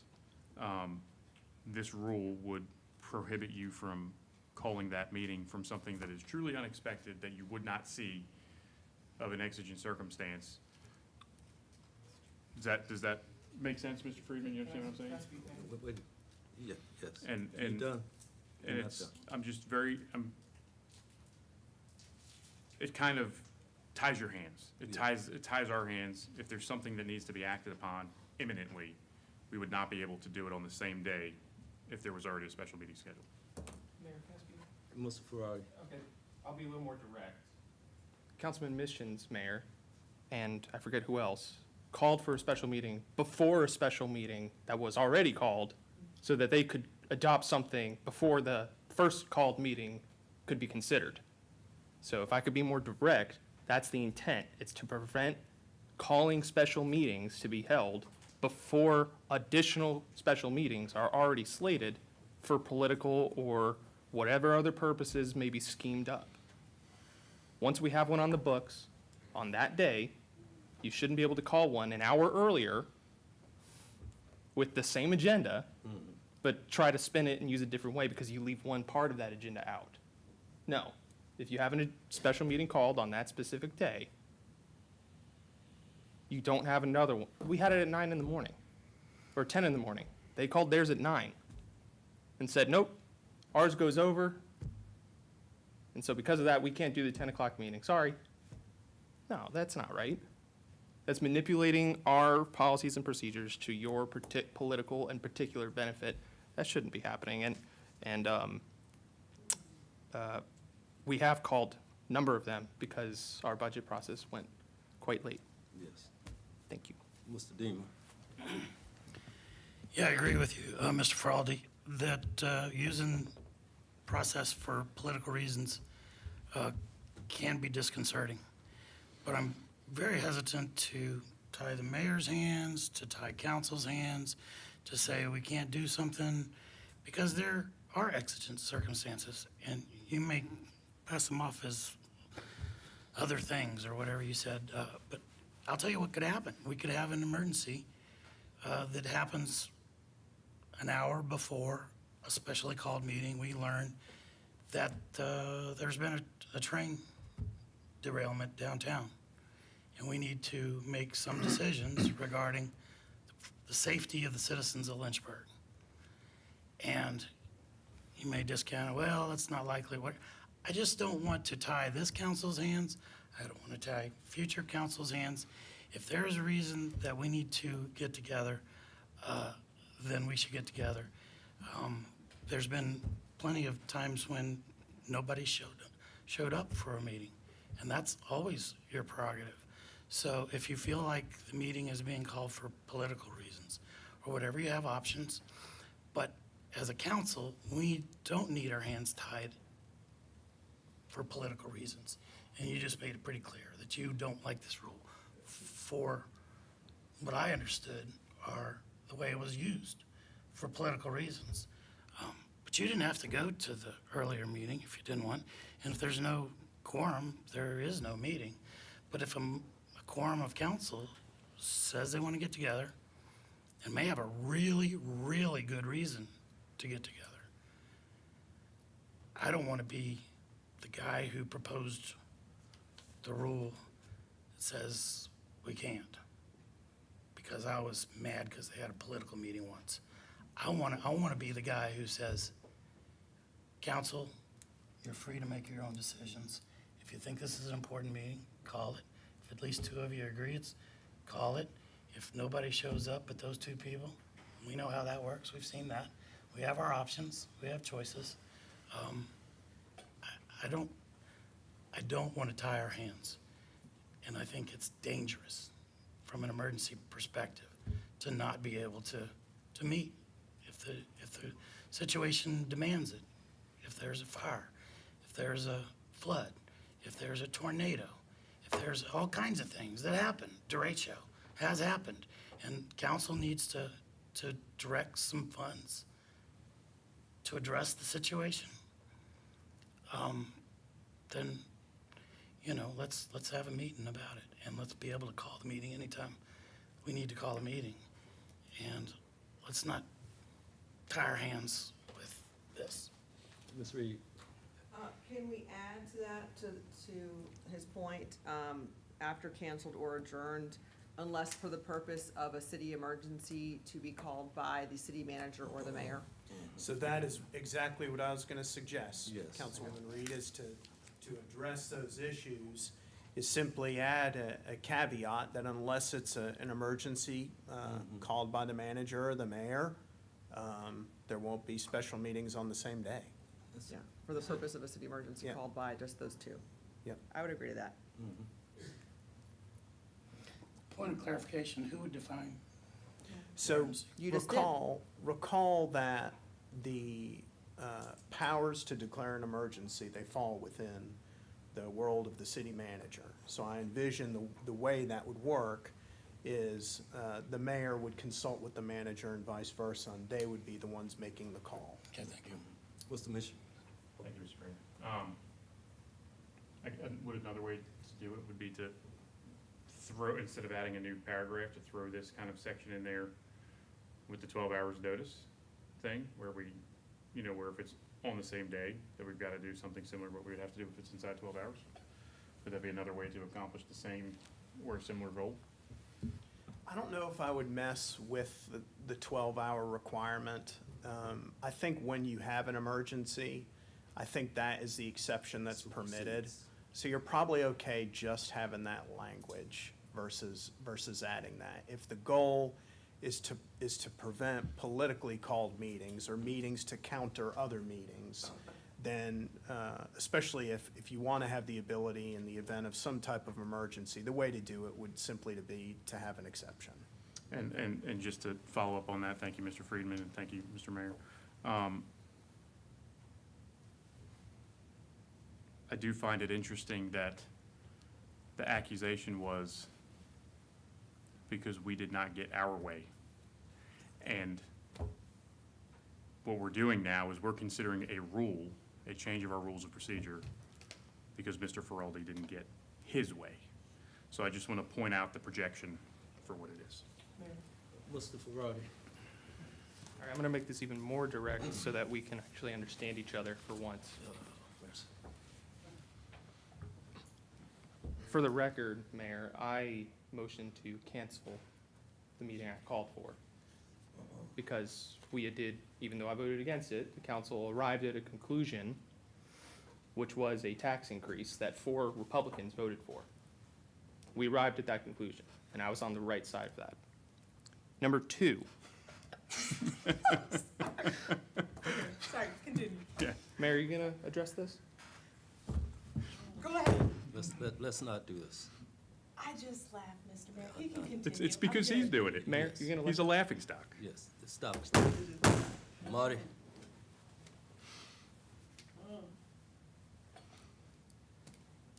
Okay, Mr. Ferrari. Thank you, Mayor.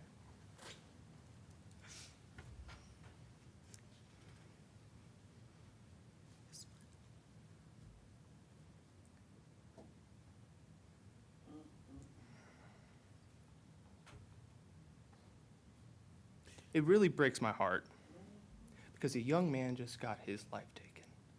And your mocking, is that counted to the same level of detestment that the left throws at us? Mr. Mayor, This is out of our. I don't germane, care. It's I don't emotionalism. care. It's not That's the problem. follow our rules. I don't care. Okay, Let's talk about the issues. Remove them Mayor. all. I started talking about my wife and kids like Mayor, let's stay with I this, am. okay?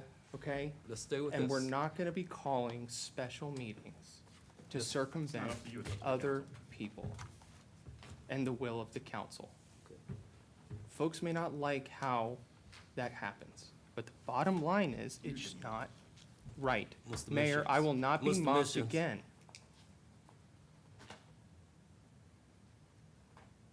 Mr. Missions, don't do that.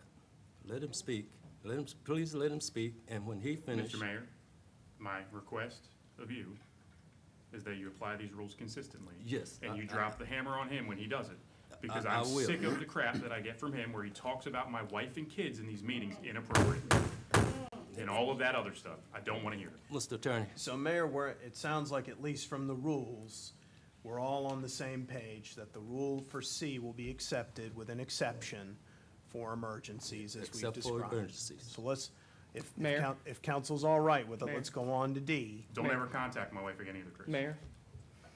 Mayor, if Ms. Timmer's proposal that accusations or attacks are made on other council members are made, that council member should have an opportunity to respond, I would ask through you if Ms. Timmer thinks I should have the opportunity to respond to this crap. Okay. Thank you. Ms. Timmer? I'm not going to respond to that, Okay, Mr. Mayor, okay. at this point. Thank you. I don't think it warrants a response. Okay, thank you. Let's continue on. All right, D of section 2-2. So this was proposed by Councilwoman Timmer, so I would suggest deferring to her to speak as to why we would have it. The only thing I would add to this is that council should remember state law requires that the purpose of the meeting is always in the call. So if we didn't have the reason for it, it wouldn't be a properly called special meeting. So that's all I had. Thank you. Thank you, Mr. Finley. Thank you, Mr. Mayor. It goes to the general theme of the rules package that I presented as far as protecting the ability for all members of council to have a voice to the issues at hand. This particular proposal is not my hill to die on, so to speak, but I think it is valuable. And I think it is a way for us to, again, engage in dialogue with each other in a meaningful way. Okay. Mr. Wilder? Excuse me, what was the comment you said again, as far as it's not needed, or? So, Explain it. this, I think, it's dependent on how it's used or what its purpose is. I think it may be surplusage, and I say that because not that I don't like the idea that council members could speak for the reason for calling a meeting, but that the reason for a special meeting is put in the call as to why we're there. So if you're calling to adopt, say, an ordinance related to sale of real property, well, that would be obvious on its face why we're having the meeting. So it's already gonna be in there, pretty much, already stated. Ms. Timmer? I'd just like to add that I'd be happy to put a time limit on that as well. So if there's a point of clarification or an item that the members calling the meeting would like to briefly address, for minutes or for the record, that we could put a time limit on that in order to make it more amenable, so it doesn't, become a belabored point. If that would be more favorable to the council. I'm not supportive, Mayor. Ms. Reed? I think it's redundant. I mean, again, before the recess or adjournment, will have already, not only will it have been in the call, it will have already have been discussed in the meeting prior to the recess or adjournment, or at least brought up. So I don't think it's necessary, in my opinion, so. Mr. Mitchell? Thank you, Mr. Mayor. And thank you for those comments, Councilmember Reed, except I think what we're discussing here and looking at here is that we did have a special meeting that was called, that was a public hearing to raise the real property rate to 103, I think it was. That was a proposal by Mr. Feraldi. And that, the purpose of that meeting was actually never discussed before the meeting was adjourned. I think, so sort of adjourned, because, so I think that's to address, well, the comment was just made that that's never happened, but in fact it has. I didn't say it's never happened. I said that it's in the call. So this, what I'm saying, what our parliamentarian has said. I still have the and floor, it's in the call. Councilmember Reed. Well, you're addressing me. But the comment was just made that would have already been covered, that was already discussed. In the call. And I think that, just to point out for clarification, that has happened, and this would afford us an opportunity to speak to that, so to speak, is all I'm saying. I'm neither here nor there on the rule. I'm just saying that's why I see it as being proposed. Got it. Anyone else? So the feel I'm getting is to strike this one. Is that fair to say? Okay, all right. It's saying the same thing. Okay, Yeah. all right. All right, so section 3.2, clerk of council.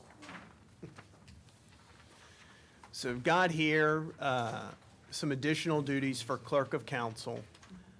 This was requested by Councilwoman Timmer, and essentially what the change would be is to, make sure I've got the right page, yes.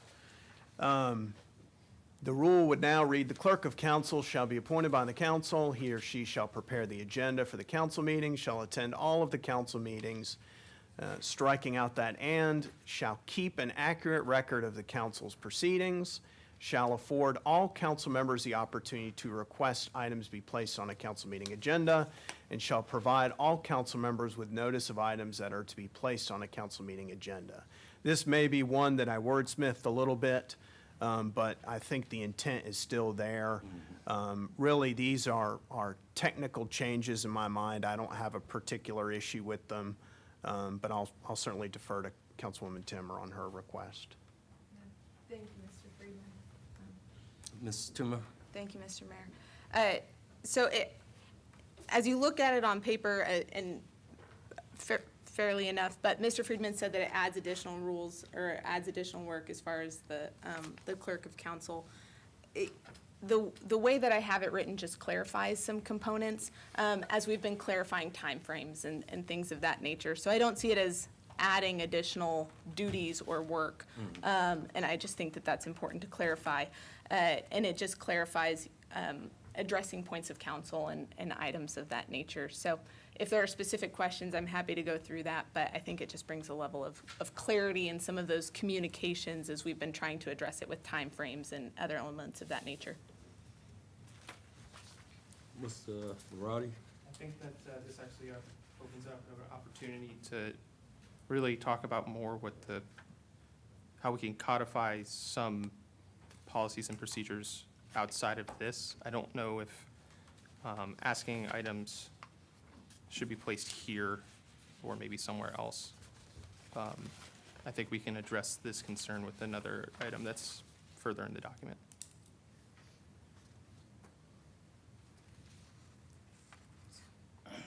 Anyone else? Mr. Deemer? Mr. Feraldi yield for a question on that? No, I will not. I'm just curious where else we would go, because I think it seems to fit very appropriately where it is.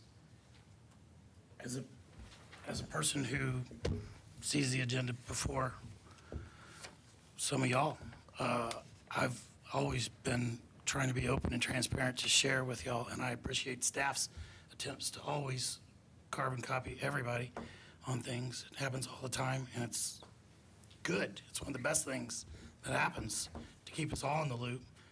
We all learn the information at the same time. I don't need to know it before everybody else for any reason associated with my title or any other reason. I would like all members to equally receive the agendas, proposed agendas, and that getting on that agenda would also be less restrictive. So I'm in favor of this one. Anyone else? Like I said, I think this is a technical change. It really clarifies, as Councilwoman Timmer had said, you know, the duties of the clerk. You know, I don't have any particular objection or thoughts on it. So it sounds like it's okay to stay in, to leave it? Can I ask a clarifying question, because this does affect, obviously, me and my office. So the last bit of sentence, shall provide all council members with notice of items that are placed on a council meeting agenda. That's meaning not council requested, you're saying all agenda items that are being planned out? Yeah, so I mean, you do a lot of this already, but if something new is popping on the agenda last minute, you email us. So it's essentially saying you're doing what you're doing. But Okay. I believe that it also clarifies access as we are trying to, I'm using clarify a lot, but as we're trying to create clarity about items going on the agenda, because there's been a lot of questions about that in the email chains as well as in the work sessions, what the process is, what that time frame is, what the objectives are. It just clarifies the nature of that objective that you're performing. So I will say, whenever we are in those agenda weeks and we're working on the agenda, it's often not baked until we post it Thursday. Yeah, on Thursday. And then, even then, we Yep. make changes. Yep. So if there's something that's in the wings at those mayor, vice mayor meetings that you're talking about, vice mayor, that is what we're tentatively proposing. Yeah. Are you saying that I would also let council know those, or is that something that you would? I personally am comfortable with that Thursday timeframe, Okay. and then the emails that come Yeah. after that are really resourceful.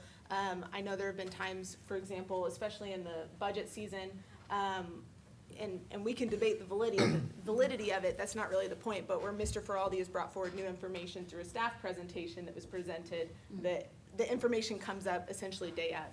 And so to the nature of that, for the inclusion of council, to just have the awareness of that, and then also for all council members to have the same level of access and input to the agenda. So it just clarifies the playing field as far as those access points, but a lot of it's currently applied. Thank you. Yeah. You're doing a good job, Alicia. All right, so I'll leave that as is, if that's all right. You know, and certainly if there is an issue that arises, council always has the ability to change it or modify it or whatever Yeah. needs to be done. Yeah. Mr. Mission. Just want to point this out. Mr. Friedman, just look something up. We might want to take a look at section 211 of the charter that actually tells us how special meetings are to be called and who can do that. And it might be worth reconsidering how that looks, because apparently we haven't been doing it consistently. It says it requires 3 members to call a special meeting and so forth, and we might want to revisit that whole special meeting concept and comply with our charter instead of. Sure, I'll take a look. Sure. All right, so moving right along, I've got that one. So number 8, section 3-4, preservation of order. So this first one is requested by Councilwoman Timmer. Excuse me, it looks like the first 3, and then there's a technical change. Yeah. We'll try to adjust them all. Great. All right. At meetings of the council, the presiding officer shall preserve order and decorum, encourage the expression of ideas, and also encourage robust debate between council members. So this one, I think I did do some wordsmithing to try to blend it into the rules and things that were previously there. I think this is helpful in the sense that it already follows what council previously okayed in the introduction and in the purpose of the rules. So I certainly don't have an issue with this if council's okay with it. Okay, all right, check that one. Here it talks about the mayoral powers to rule motions in or out of order, including any motion not germane to the subject under discussion or patently offered for obstructive or dilatory purposes. While I like the language as it was originally in there, I don't know if it's really necessary to be in there. And I say that because if something isn't germane, it also could be offered for obstructive or dilatory purposes. So I think it doesn't in any way take away from the presiding officer's ability to rule a motion in or out of order. So I'm okay with that if council's okay with that. Okay.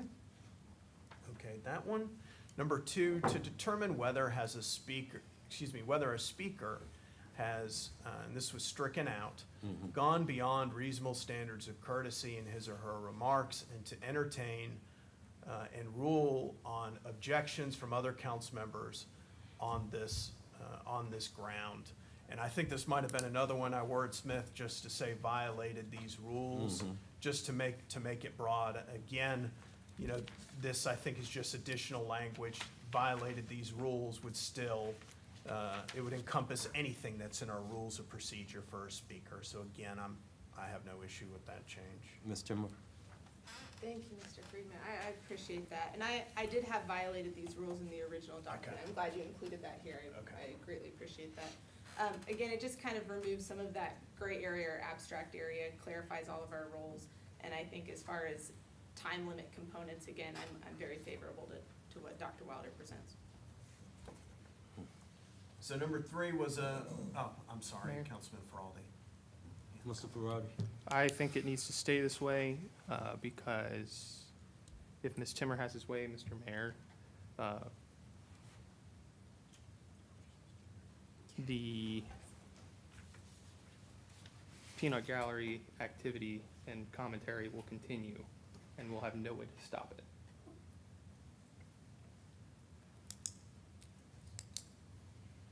You done, Mr. Ferrari? That's all I have to say. Oh, Ms. Timmer? Thank you, Mr. Mayor. Because this role has been so effective in Mr. Feraldi's concerns, I actually think that it contributes to a number of the issues, again, because the more that we create the ability for abstract or arbitrariness in our rules as they are applied, the more chaos that will ensue naturally. Because, and Ms. Reed brought this up earlier, and I really appreciate it. You know, there's an effort to be consistent by members of council, but nobody can be perfectly consistent all the time. And the more that we create areas of ambiguity, the less ability there is to apply things consistently. It just creates confusion. And so, again, the issue of germaneness is clearly on the table. This comports more closely with Robert's Rules of Order. I think it just clarifies the procedural element of our responsibilities, and that's the effort there. Mayor? Mr. Ferrari? Mayor, in responding to you and addressing the matter, again, that is a slight on you and how you've handled your office. You were elected mayor, I didn't vote for you, and I think at this point we've moved beyond that and worked well together. But the fact is, the people to your right put you in that position for a reason. And now they're complaining about how these rules are being applied. They should live with who they put in the seat, just as I have. Thank you for doing your best to be as fair as you can. It's an impossible position. But Mayor, I see that as a slight against you, your position, the position itself, and against the heart of these rules. If you go beyond the common courtesy or the standards of courtesy and debate, you should not be recognized anymore. That goes for myself too. Yeah. Mr. Deemer? Thank you, Mr. Mayor. This isn't directly a part of this rule, but it has come up several times, and maybe it ought to be considered for future.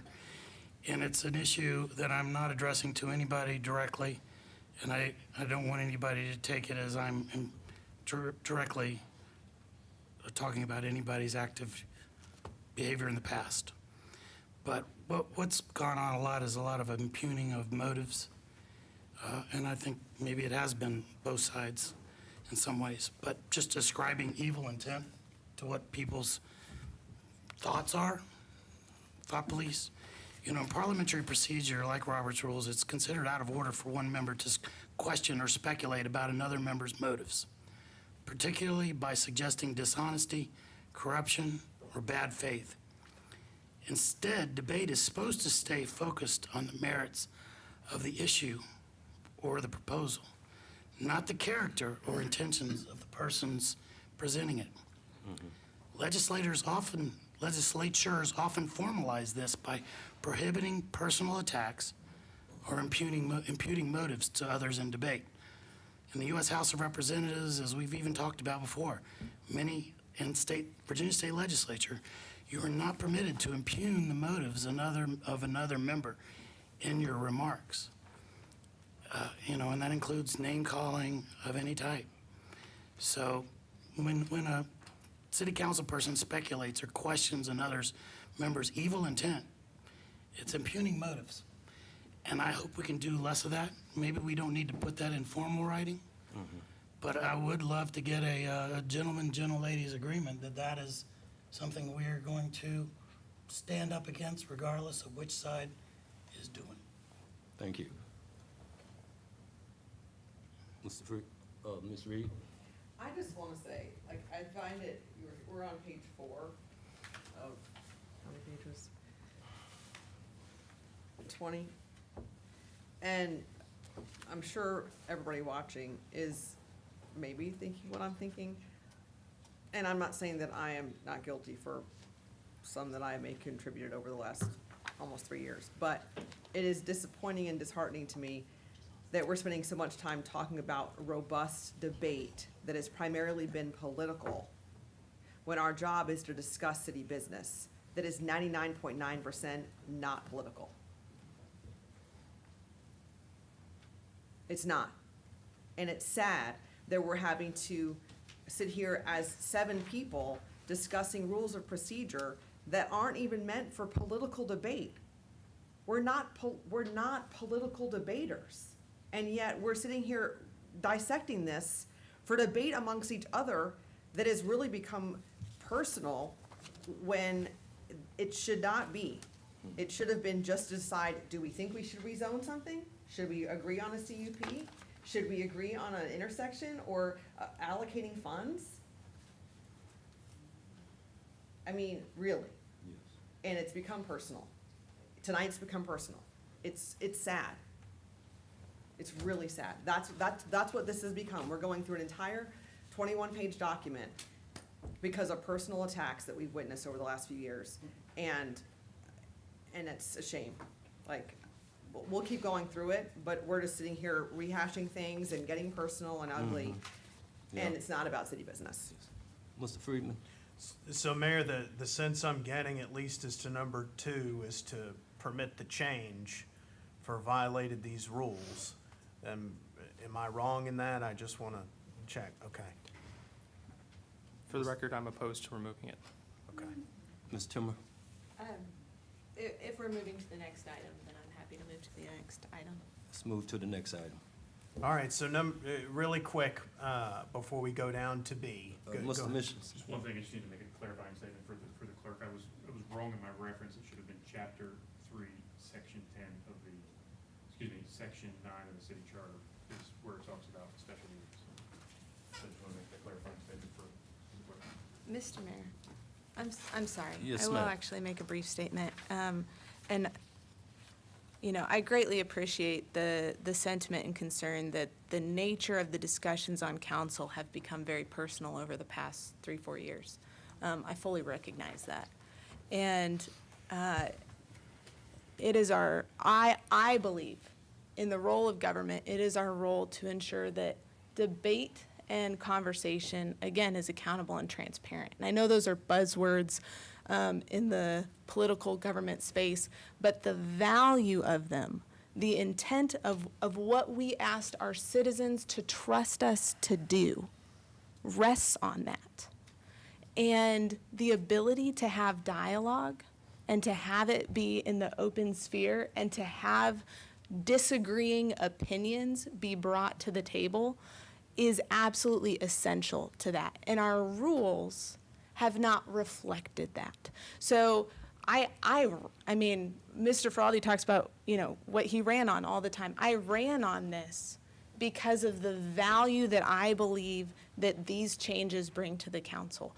So the value of this discussion, I really hope that we don't undermine it, and I really appreciate and thank this council for taking the time to take our rules seriously over a number of work sessions, and that we have all contributed to the nature of this discussion and this document. So I'm very appreciative of that. Thank you, Mr. Mayor. So moving on to number, go. One piece to add, Mr. Mayor, and to this discussion. And I would contend that it should remain, it should be political, right? And the reason it should be political is because what are we doing in politics, right? We're debating the allocation of scarce resources. That's what we're doing. That's what we're doing up here. And, you know, politics are going to affect how you view things, just like faith does. You know, like believing in the free enterprise system, believing in people being entitled to equal rights, believing in fiscal responsibility, budgetary restraints, right? Believing in keeping good peace and order in our community. Those are all political principles, right?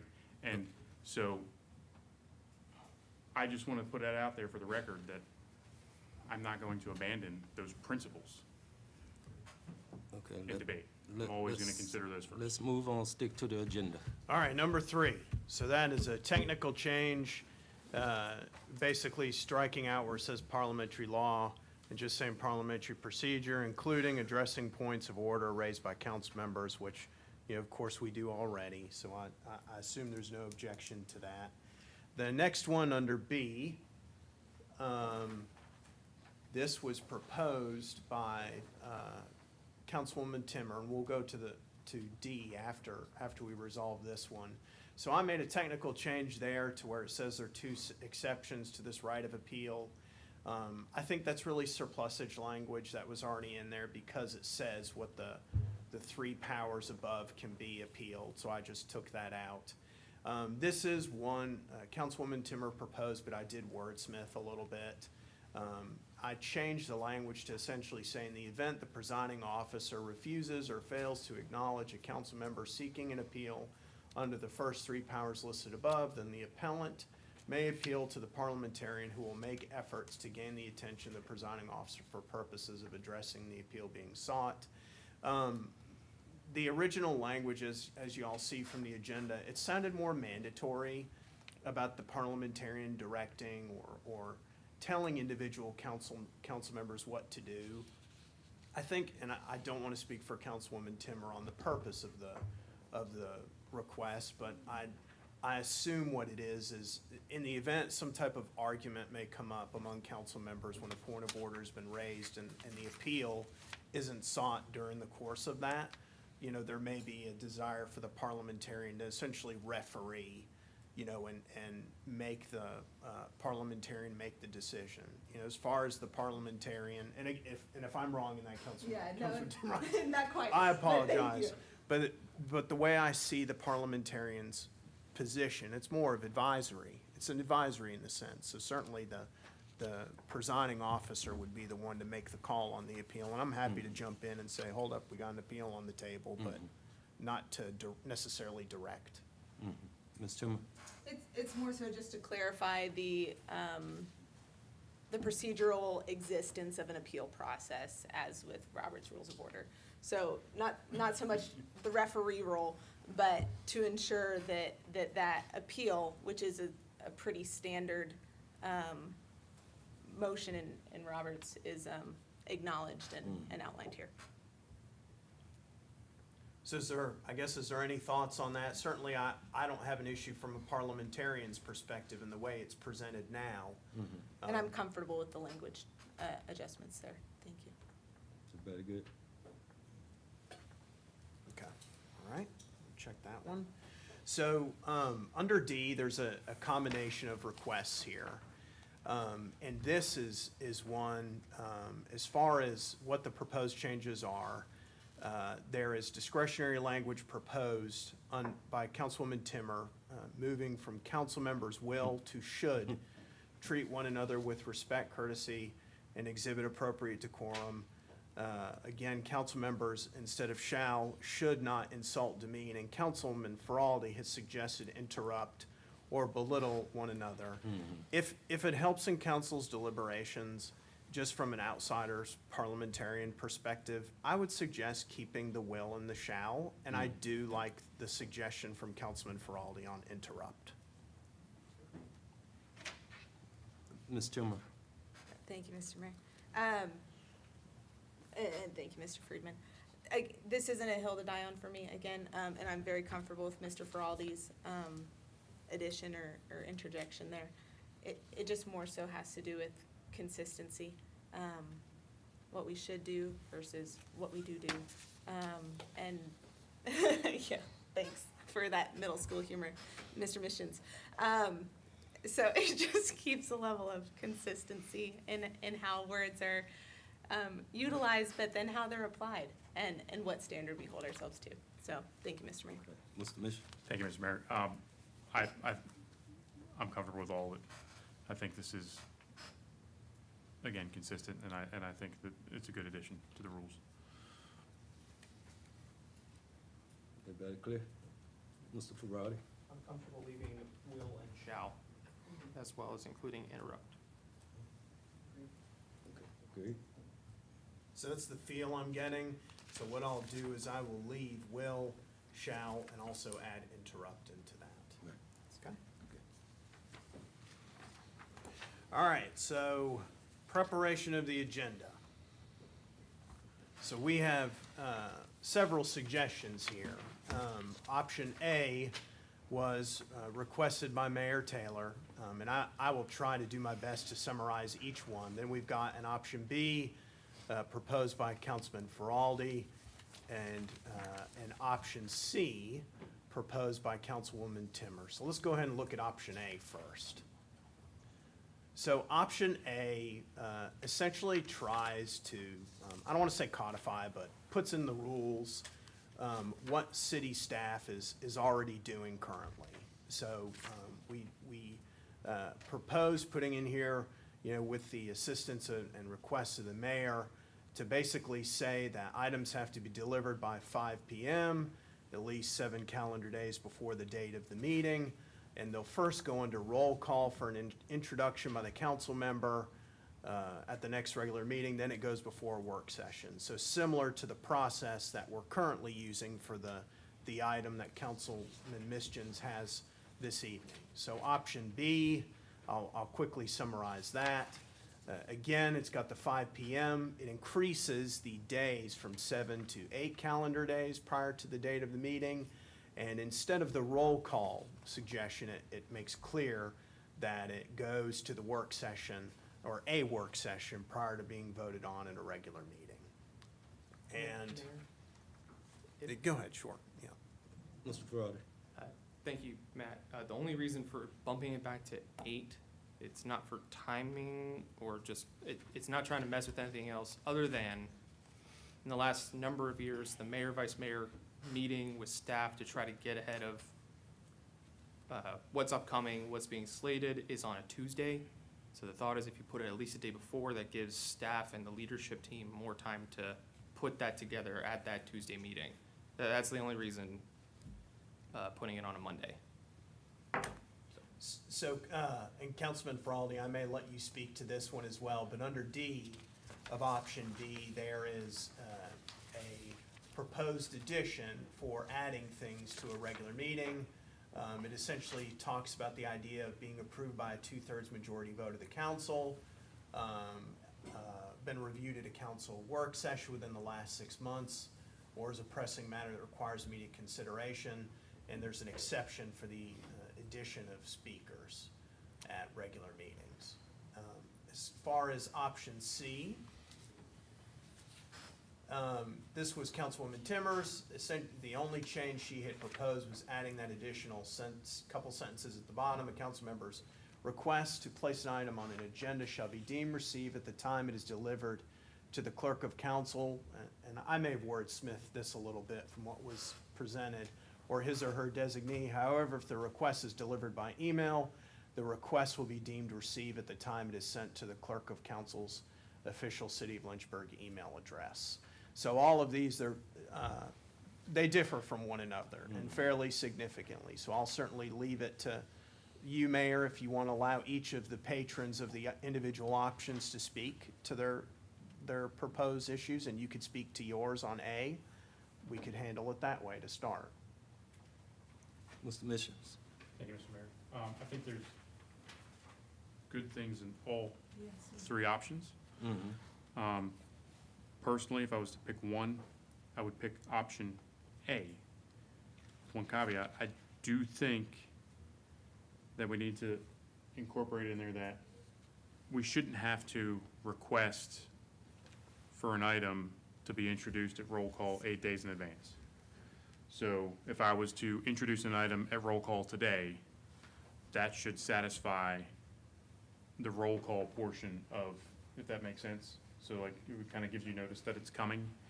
I don't think that there should be an 8-day requirement for the roll call process. So essentially, if somebody were to request an agenda item for 2 weeks from now today during roll call, that should be acceptable, is what I'm kind of getting at, right? Because then that's also 2 weeks of notice. Does that make sense, Mr. Frieden? I understand what you're saying, yes. So that, I do feel like that roll call should be also, like it should be an opportunity for us to, introduce things that we would like to see happen. So that's the only portion I would like about that. I appreciate the 8 calendar days by 5 PM. I think that's good. I like incorporating that into section A. I think that it's kind of, however we can resolve the redundancy with the work session items to say that there's, it's got to be briefed in a work session before it goes to a meeting. I'm fine with that. I don't know if I'm crazy about the idea of putting a supermajority requirement in here to amend the agenda. I'm just not sure about that. That's the only portion of that is, I'm just not crazy about that. And then I do think that it's, I don't think we should have to define it, but if we do have to define it, that it's, that the time of the submission is, there's a lot of words there, I guess is what I'm saying. But it should be the time of submission, that it's, the time is when we submit it, not necessarily when the clerk receives it, if that makes sense. Because I think you're treating it that way anyways, aren't you? If it gets emailed to you before a certain period, like you're treating it when it's emailed to you, not, if you open your email the next day, you still see it as a time of submission. I'm asking for clarification, is that right? So, can you explain? So if I was to send you an agenda item request and you didn't see it until the next day, but it came in during the workday the day before, you would treat that as received in time. Is that correct? It came before 5 o'clock, yes. Sure, okay. So I don't think that, that may just be, incorporating the part from option C could just be that, to clarify that it's the time is the time of submission, maybe? You understand what I'm saying? Instead of all the language that's in there, that's kind of where I'm at. I think there's good things in all three options, and that's where I'm at. Mr. Dean? Just looking at the clock and understanding the limits of where we are, I want to commend council for getting this far. It's farther than I suspected we'd get, so I want to congratulate y'all for getting as far as we did. I think we got some good work done, and I appreciate the collegiality of what's happened. However, we've got closed session, and in deference to Ms. Councilman Mizgens has got an important presentation, and it's almost 6 o'clock. And this one is pretty complex, 3 different options, lots of words. I would love a little additional time to look at this one and maybe hear personally from people who proposed each of these to tell me why they think their proposal is best.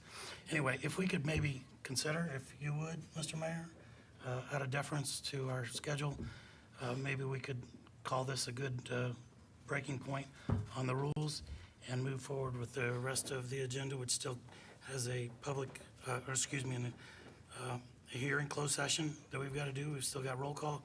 And the next thing is Councilman Mizgens' ordinance. So if you would consider that, and if it's amenable to council, maybe we can come back to this point at the next one. But thank you, everybody. If you don't mind, the 2 on page 7, which was our goal, are very, very brief. Another idea would be just to take those up very briefly and be done with them, and then start back up on the items with the clerk. They're very simple, and just skipping ahead of the city attorney, the idea of moving roll call from the 4 o'clock meeting to, I believe I recommended put it up in front of the consent agenda, not below it. The idea is the 7 o'clock meeting is where you have the public. This is supposed to be the committee where we're rolling our sleeves up and getting into stuff. The roll call to me is, hey, I'm before the public, not like we're not before the public right now, but I'm before the public, I'm officially requesting this. Or, hey, congrats to EC Glass, congrats to this community, and then maybe you ask them to come out and recognize them in council chambers at 7 o'clock. So that's the idea, is to kind of make it more celebratory and larger purpose than just, hey, we did this, and there's, the media and our regulars, which, no offense, but that's the idea. That's fine. Behind moving roll I call. think we can do that. So you want to do these 2? All right, so under 5.1, I'll check Councilmember Feraldi's suggestion to move the roll call before consent agenda. On B, and we could probably go through that fairly quickly. This was requested by Councilwoman Timmer. Again, there was a little bit of wordsmithing here on my part. It was essentially to add where the order of business being modified by the clerk of council, adding, however, such modifications may be reversed or otherwise changed by the council. Again, I think it's a technical change. I have no particular issue with it. Council, if you think about it, even if it wasn't there, council can do that. Yes. So, Okay. So agree? I think that's a good stop. Fine. all right, so if council's okay, what we'll do is stop there and then pick up on preparation. Yes, Okay? that's what we'll do. Thank you. Thank you, Matt. Yep.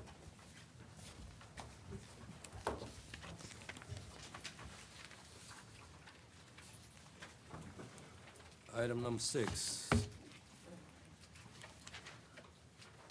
Councilman amendment, ordinance to amend city code to add section 27-12.1 regarding obscene and indecent performance and exhibitions.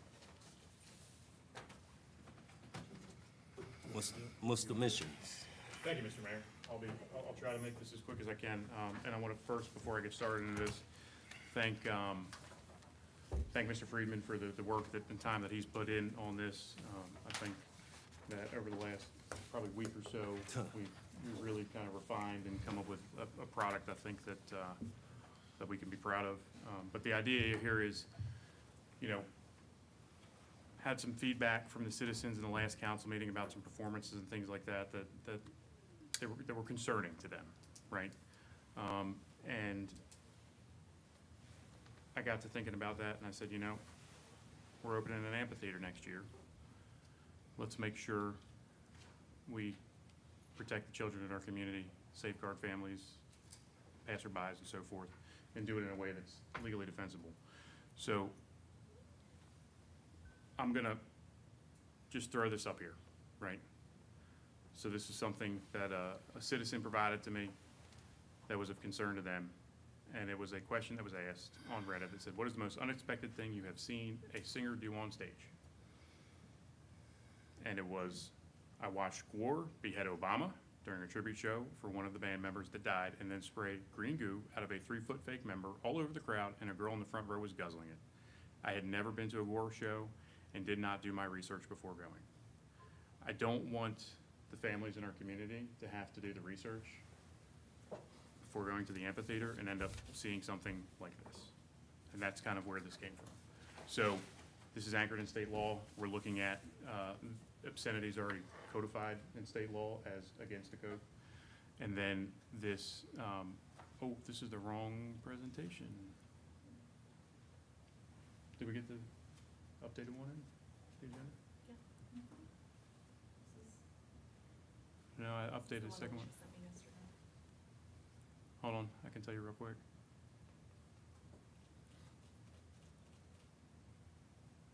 All right. Maybe it is. All right, so proposed enforcement on obscenity is tied to state law convictions. There's another piece of it with the indecent performances that is not. It keeps us consistent and avoids legal challenges. Not going to go through all this, but as you'll see, these are just some quick examples that I was able to find in about 5 minutes of different localities that already have this stuff codified. We actually have an outdated ordinance on lectures and shows dealing with sex and indecent, obscene shows that requires permits, and then our state obscenity law is adopted by reference in here. So our definition, or Page County has something similar to this. They define it by adopting state code like we do. They explicitly define and include some other information. A lot of this stuff is coming directly from state code, like sexual conduct, sadomasochistic abuse, harmful to juveniles. Those are all terms that are right in our existing state code. If we were to do this, shows Lynchburg would be in line with, it would put us in line with other Virginia localities that already restrict patently offensive and harmful to minor performances. So the idea is that the ordinance would apply only when state law is violated, as it's already incorporated. And then when there are obscene or indecent performances that are plainly visible from a public place. So this protects passerbys and minors, but it does not regulate private activity behind closed doors. We don't want to, I'm not concerned about what consenting adults do behind closed doors somewhere. That's not the issue. The issue is to protect from public view. If you were to have a greenhouse style building per se and have something inappropriate on the other side of that glass that is right next to a city sidewalk, we should be able to do something about that. We shouldn't have to force the children and families in our community to have to see that. Performers and participants, the way they would violate it would be by violating state obscenity law or doing things plainly visible in the public. Operators and establishments would violate the code by hosting or permitting these things that either already violate state law, or they do these things plainly visible to the public, or they allow minors to attend the performances. Parents and guardians knowingly allowing a minor to attend or view obscene or indecent performances. It's kind of very similar to the way our curfew is structured with that, right? And then repeat offenses for establishments if is defined as twice in 1 year. Thanks to Matt for coming up with the language on this. And that we could then consider it a public nuisance and deal with it through abatement or other legal ways that we're able to do with that. So just to be clear, people are going to say free speech, right? There's no right to obscenity. This includes a safe harbor, which is required through the Miller test, and that is that works with serious literary, artistic, political, or scientific value are excluded, and that it ensures legitimate theater, art, and education are not targeted. And there's additional exceptions that are built into this ordinance. I hope everybody had a chance to read it. We're taking, if the operator or establishment took reasonable steps to prevent an obscene performance from being plainly visible, that's an exception, right? If an operator or establishment took reasonable steps for age verification to prevent minors from attending, that would be an exception, right? The criminal violation is a class 1 misdemeanor. That is consistent with state code already. Obscenity violation is a class 1 misdemeanor, so we just keep it the same. And then the administrative options that become available to us if this ordinance were to be adopted would be options for like nuisance abatement and any other regulation that we can do under charter or state law for repeat offenders. People are probably going to criticize this, right? Because they're going to say it censors art or theater. It does not. This only applies to legally obscene content, not protected works. People could say it's too harsh on businesses. It's not. Operators are only going to be liable for performances that are visible, plainly visible from public places. parental rights violation. It's not parental rights violation. It's narrowly tailored, just like mirroring our curfew laws. The state, we do have a compelling interest in child welfare. We don't allow kids to drink alcohol. We don't allow kids to purchase tobacco products. We don't allow kids to buy certain things, medications and so forth. So what would not be prohibited potentially, or what could not be prohibited, that would probably be a better way, or what would not be prohibited by this would be comedy with adult humor, concerts with explicit lyrics, classic theater, performance art, satirical political sketches, things of that nature. What could be prohibited would be things that truly are adult-oriented, graphic, or just, in my opinion, obscene or indecent for children to be exposed to in general. And I don't think I need to read through all of that. You guys see it all. So the bottom line is it's a strong ordinance, but it's a fair ordinance. It's designed to protect our families and children in the city, neighboring businesses, and the integrity of our city. And after going through this with Matt, I do believe that this is legally defensible and enforceable, and I would love to hear what Mr. Friedman would have to add to what I just presented. I just kind of want to get some feedback from city council, I suppose. So I subscribe to the intent. Now let's talk about the language. If you were to boil down, to use a Reddit term, TLDR on this, I don't even know what that too is. long didn't read. My point will be, we need to be as aligned with the state on the language here as possible, and that Dylan's rule, for those who are putting their glasses up, Dylan's rule makes this really complicated in my view. So this is the direction I wanted to go with Matt. For example, there is a state section code cited, I believe it's 18.2-375, which is appropriate. But then on section C,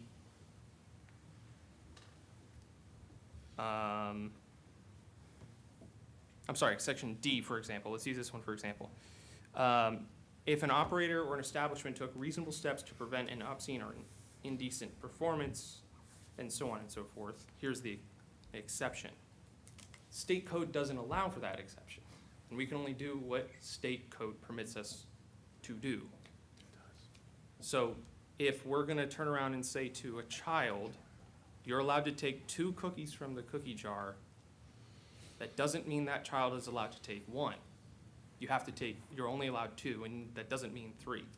So putting my hat on this, I would love the city attorney to speak to the overarching premise of how we could reshift this, still accomplish what state code has in place, which is, it's already the law of the land, and not walk a fine line with what's in our ordinance as compared to Dylan's rule. So, Councilman Frialdi, that's a great point. And I guess really what the issue is we need to look at is if the violation that exception applies to is specific to 18.375, and there is not an exception for it, you're correct. I don't think we could allow for a particular defense with that. But if this is something we could regulate outside of that obscenity law, 18.2.375, I do think the city could provide for some type of excuse defense or other defense to allow for essentially not being prosecuted for violating it. So it's the same concept of the curfew. If you recall, when we went over that, the biggest issue with that, just like this, is going to be First Amendment issues, vagueness issues, things that would implicate the Constitution, of course, the Dillon rule. So what I would suggest with this, and my thought would be if Councilman Missions is acceptable to this, to take this for what it is simply an introduction at this point. So my desire here is to, one, get some input from law enforcement, just to see what their thought is on enforcing this, the legality of it. And I would also like to get some input from an outside counsel that really kind of specializes in First Amendment implications associated with obscenity ordinances. And I do have someone that I work with that I think would be helpful with this. As far as what we can and can't do, I think when Councilman Mischins and I spoke about this, the idea was that Dillon's rule wasn't violated in the sense of the charter allows the city to regulate immorality and vice. So it explicitly says that. The key for something like this, though, is, when we fast forward 200, 300 years, is this what was contemplated at the time that the charter was there? Would this fit under Dillon's rule to be able to regulate Can I play something like this? devil's advocate with that for a Sure. moment? So, Yeah. be that as it may, I mean, some folks on the left would say, well, we didn't envision AR-15, and some folks on the right might say, well, tough cookies. Regardless of when it was written, it matters what is written and how it's in effect. So, for example, if an operator, and I'm going to skip through, so I am intentionally skipping through some of this, but it's to make a point. If an operator of establishment or an employee or agent thereof takes reasonable age verification measures to prevent against this, okay, there's nothing empowering the city to do that from state code. I would argue that my colleague is correct in that we can govern, what is it, vice and immorality? As defined in state code. And therefore, we'll take what is available in state code and we can't go beyond that. And I hope I'm being clear on what I'm saying. We can. It's a great point. Lynchburg City Council can govern vice and immorality is not just an open-ended, hey, we can define, no, it's just defined in what's permitted within the parameters of the code that has been written. So Well- like, I'm trying to marry the two and say like, hey, I'm all about adopting this, but I don't want another legal issue for us to be, because we wrote this improperly. That's all I'm trying to say, is I think with the Dillon rule, we need to point to the state code as much as possible and not add in extra stuff, even though it's probably well-intentioned. Like, if the state code said 2 strikes and you're out, well then, yeah, we could add that in. Actually, we would have to add that in, but there isn't. And because there isn't, we can't add it in ourselves. That's my point. So and they're great points. And I'll tell you this, from a Dillon rule perspective, the way the courts look at it, they interpret it very strictly. But there's language that I like that relates to Dillon's rule that speaks to things that can be inferred from those direct powers. But again, it's, they tend to be fairly stringent, like Councilman Fraldi had said with what the authority is. So as far as, and I think Councilman Fraldi was getting at the idea of the nuisance. So the reason the public nuisance language is in there is, again, it's the idea of the city under its charter and under state code, but more so the charter here is able to declare public nuisances and what would be considered a public nuisance. So like I said, I'm glad this came up for discussion. I would love to hear everybody's input on it, because like I said, I would look at this as solely an introduction. There is some work that we still need to look into and talk through, like has been pointed out by Councilman Fraldi, and then come back once that work has been done and talk through it. Yes. Yes, ma'am, Ms. Reed. So I do have maybe some questions that you could add to your list that have already been, brought up. But some of mine would be, and I appreciate the intent and, agree that we obviously want to be respectful to our young children that could be exposed to things that maybe the families don't want them to see while they're walking by, but also want to be cautious about First Amendment rights and so forth, and so we want to really be careful before we would look into anything like this. So I appreciate you doing your due diligence, Matt, and talking to another person, a third party. But so a couple questions I would have would be,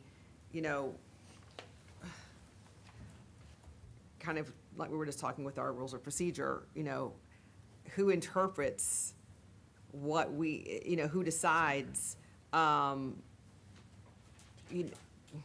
what is going to be breaking the ordinance, I mean, is it who's on duty that night, who's enforcing this?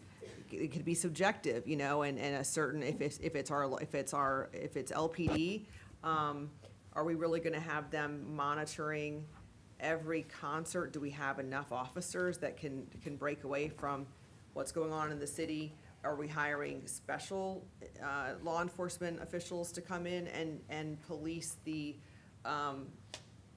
appropriateness of certain concerts? I mean, kind of that's something we have to think about, how who's gonna be there, who's enforcing it, who's the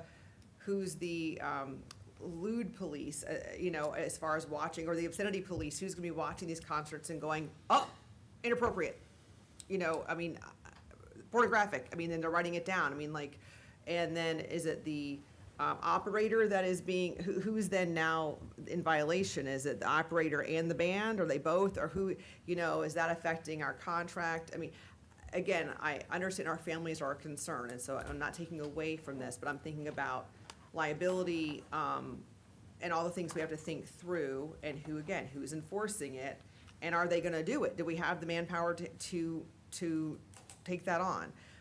Consistency. Do we have other localities in the state of Virginia that have something like this, that they've been able to apply, that have spaces like Councilman Missions is referring to in our sense, where they've had an outdoor performance space that he's concerned about, that this has actually worked.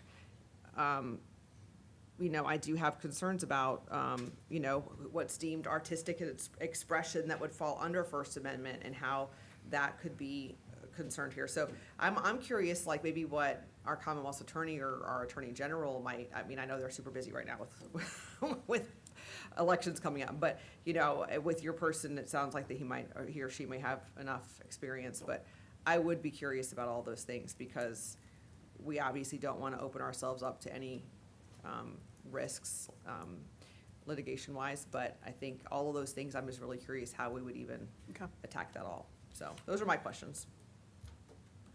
Ms. Timmer? Thank you, Mr. Mayor. I appreciate the comments from my colleagues. Happy to dig into those aspects of this. I greatly appreciate Mr. Mission's work in putting this together and thinking this through. Just kind of a personal experience I had a couple weekends ago that I think would be valuable in the nature of this consideration. So my husband and I were able to connect in Tennessee, and we went to Chattanooga, downtown Chattanooga. And I tell you what, it was packed with families. It was packed with families. They were raking in the tourism dollars. And you saw, there was a kids museum, they had a zoo, they had a number of amenities, but it was all geared towards families. And if you follow the market and you follow taxation, women drive the market, and our babies drive the market. And there's a lot of value in tourism dollars when it comes to catering to families. We have an awesome museum downtown. My son loves Amazement Square. And now we have a great asset in an amphitheater that's right across the street. So being able to think about who our downtown caters to from a fiscal standpoint when it comes to tourism, as well as a value standpoint, that has been communicated to us by our constituents, I think is incredibly valuable and worthy of our discussion. I think that this is a component of that. So I'm very grateful for Mr. Missions bringing it forward, and also my colleagues' concerns, and I hope we wrestle this one through. Mr. Deemer? Thank you, Mr. Mayor. Having grown up and lived in Lynchburg most of my life, I can tell you that we have a reputation in this town, and some people call us a mecca for families. And a lot of the people that have moved here that I've talked to, run into door to door, came here because of that reputation for being a family-friendly town.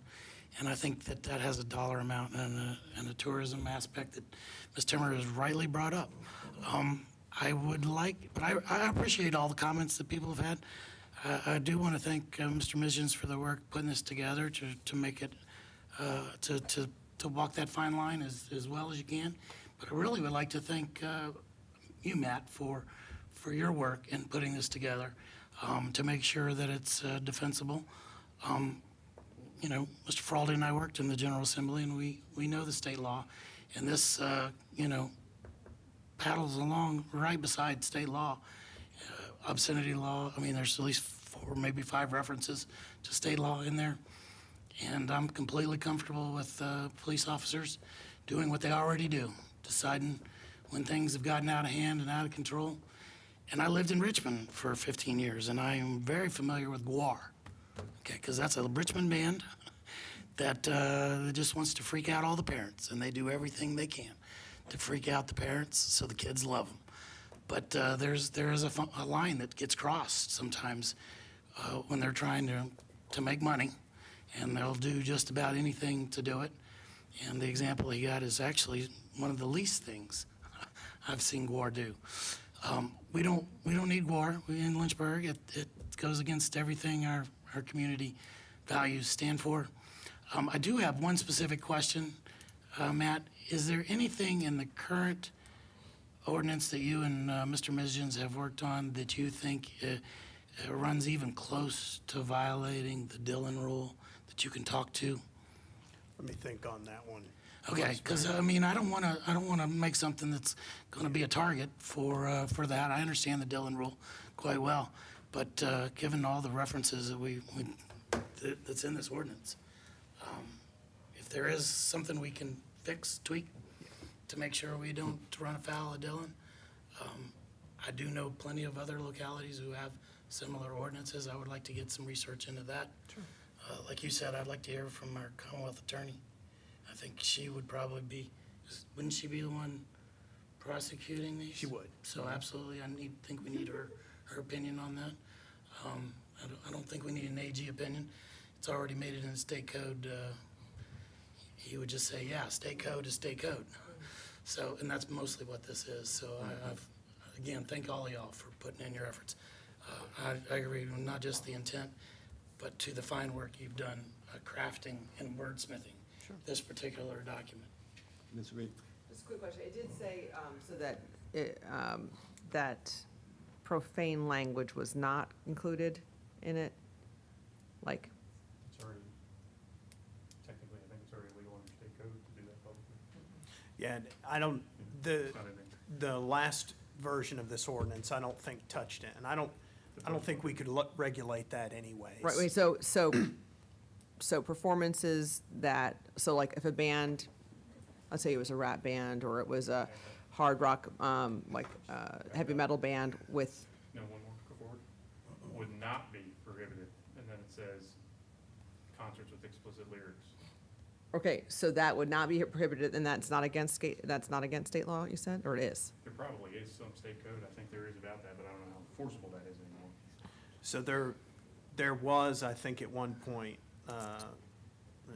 it's been so long since I've Virginia looked Beach at tried it. it. Yeah, but the material substance that this ordinance would regulate is specific to action, not words. So it So would be the- visual. It would be the presentation of.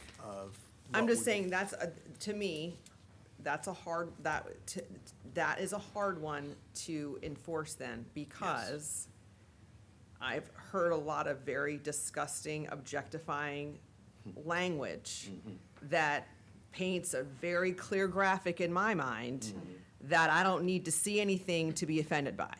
So if I'm trying to say, we just can't see, I don't want my kids to see what's on the stage, but I'm okay with them hearing it, you know, it's gonna be hard to regulate that as an ordinance, because I'm thinking like it's almost like you gotta go all or nothing, which I'm not saying we can do. I mean, I don't think we can do that, but I almost think it's like, that would be, I think that's gonna be a problem possibly, but we'll see what we'll see what your friend says. Okay. But I would say if the state can enforce one, I would have a hard time thinking that they could enforce the other. Yeah. But No, it's maybe good not. stuff. I mean, Good we'll see thoughts. what they say. Mr. Mitchell? Thank you, Mr. Mayor. And Matt, feel free to interrupt and jump in. I understand, Councilmember Reed, what you were just discussing on that. So I don't think that that would be a concern, because really what it comes down to is this Miller test, right? That's what our obscenity code in Virginia is derived from, because it's actually a Supreme Court precedent, so all across the nation it's defined what is truly obscene, right?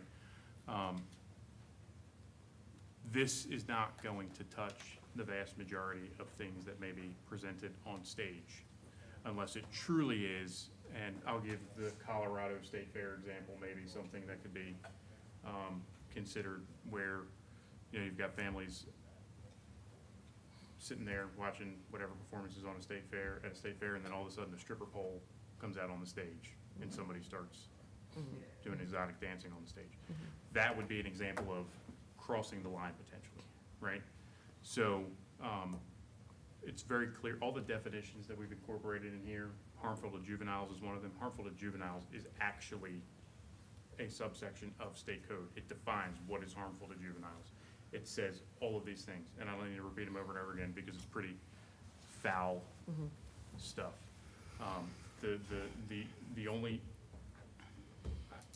it doesn't really restrict anybody from doing anything. I know the vice mayor said we don't need guar here. Well, guess what? If they put them up somewhere behind closed doors, behind curtains, whatever, where consenting adults go in there and view a performance, so be it. But the Kiwanis Club just invested a significant amount of money to put a beautiful playground down at our park. And again, it's probably gonna be complaint driven. Children aren't gonna be out there at 9 or 10 o'clock at night. But we also have a sound ordinance. So I'm wondering how that's gonna be addressed with the amphitheater, because there's going to be a time at night when all these shows have to cut off anyways because of our noise restriction ordinance. So in the middle of the day, 2 p.m. on a Saturday afternoon, at the Lynchburg Fair, so to speak, this is the tool that gives us kind of the you know, I feel like the teeth essentially to make it clear to anybody that's trying to perform in Lynchburg, which we want as many people to come perform as possible. Say, hey, you know what? Let's just keep it, you know, keep it in line. Because to me, it would be just, you know, I think that we can consider the fact of that investment with the playground, the amphitheater that's there, and the definitions we're using are already things that are codified. And correct me if I'm wrong here, Matt, but another enforcement mechanism that I guess a private citizen could take if they put together the evidence is they could go pull a warrant themselves, right? So if you had a child, right, that with you and you saw somebody do something that you thought was inappropriate, you collected the evidence, you could pull a warrant yourself in Virginia to address it.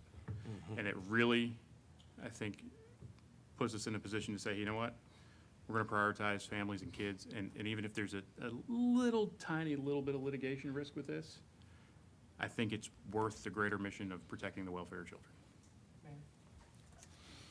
Yes, Mr. Ferrari.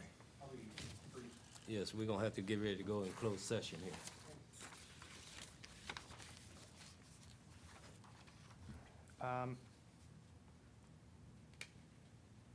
I don't believe this was a tell, but I don't want,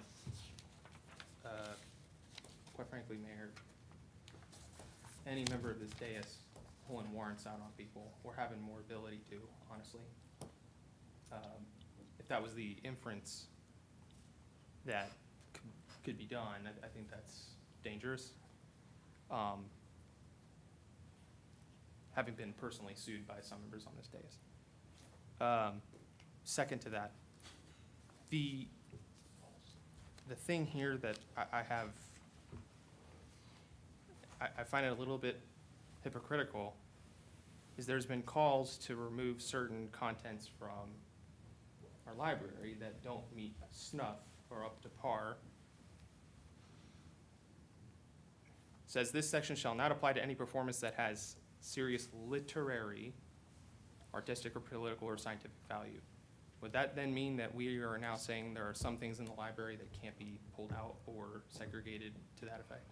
It's a great question, Councilman Brawley.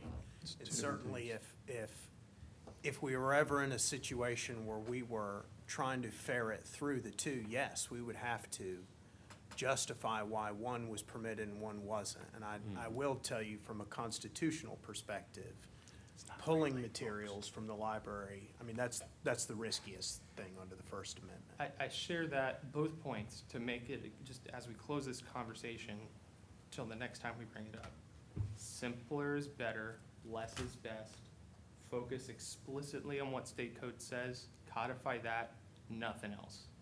Because there's also a part in here that says, oh, if you really didn't mean to, and there was an honest mistake, you're okay. That's not in state code. We're not allowed, like, it's either you violate it or you don't. So make it less is best, streamline it, and this thing should be one page. Okay. Just make it done. Thank you. So if Yes, I sir. could, just as far as direction, my hope is have a little time to work through this, get some feedback from the Commonwealth Attorney's Office, LPD, get with my outside counsel who I know is familiar with this area of law, talk to them, and then I'll work with Councilman Mischins to come back to another work session. Okay. And Briefly. And just to also be clear, the first or second revision of this was, and I think I told you this, was already provided to the Commonwealth's attorney, and her first response was, I'm surprised we don't already have something on the books for this. Okay. So she's aware, and getting her looped in will be no problem. Okay. We're now going in closed session.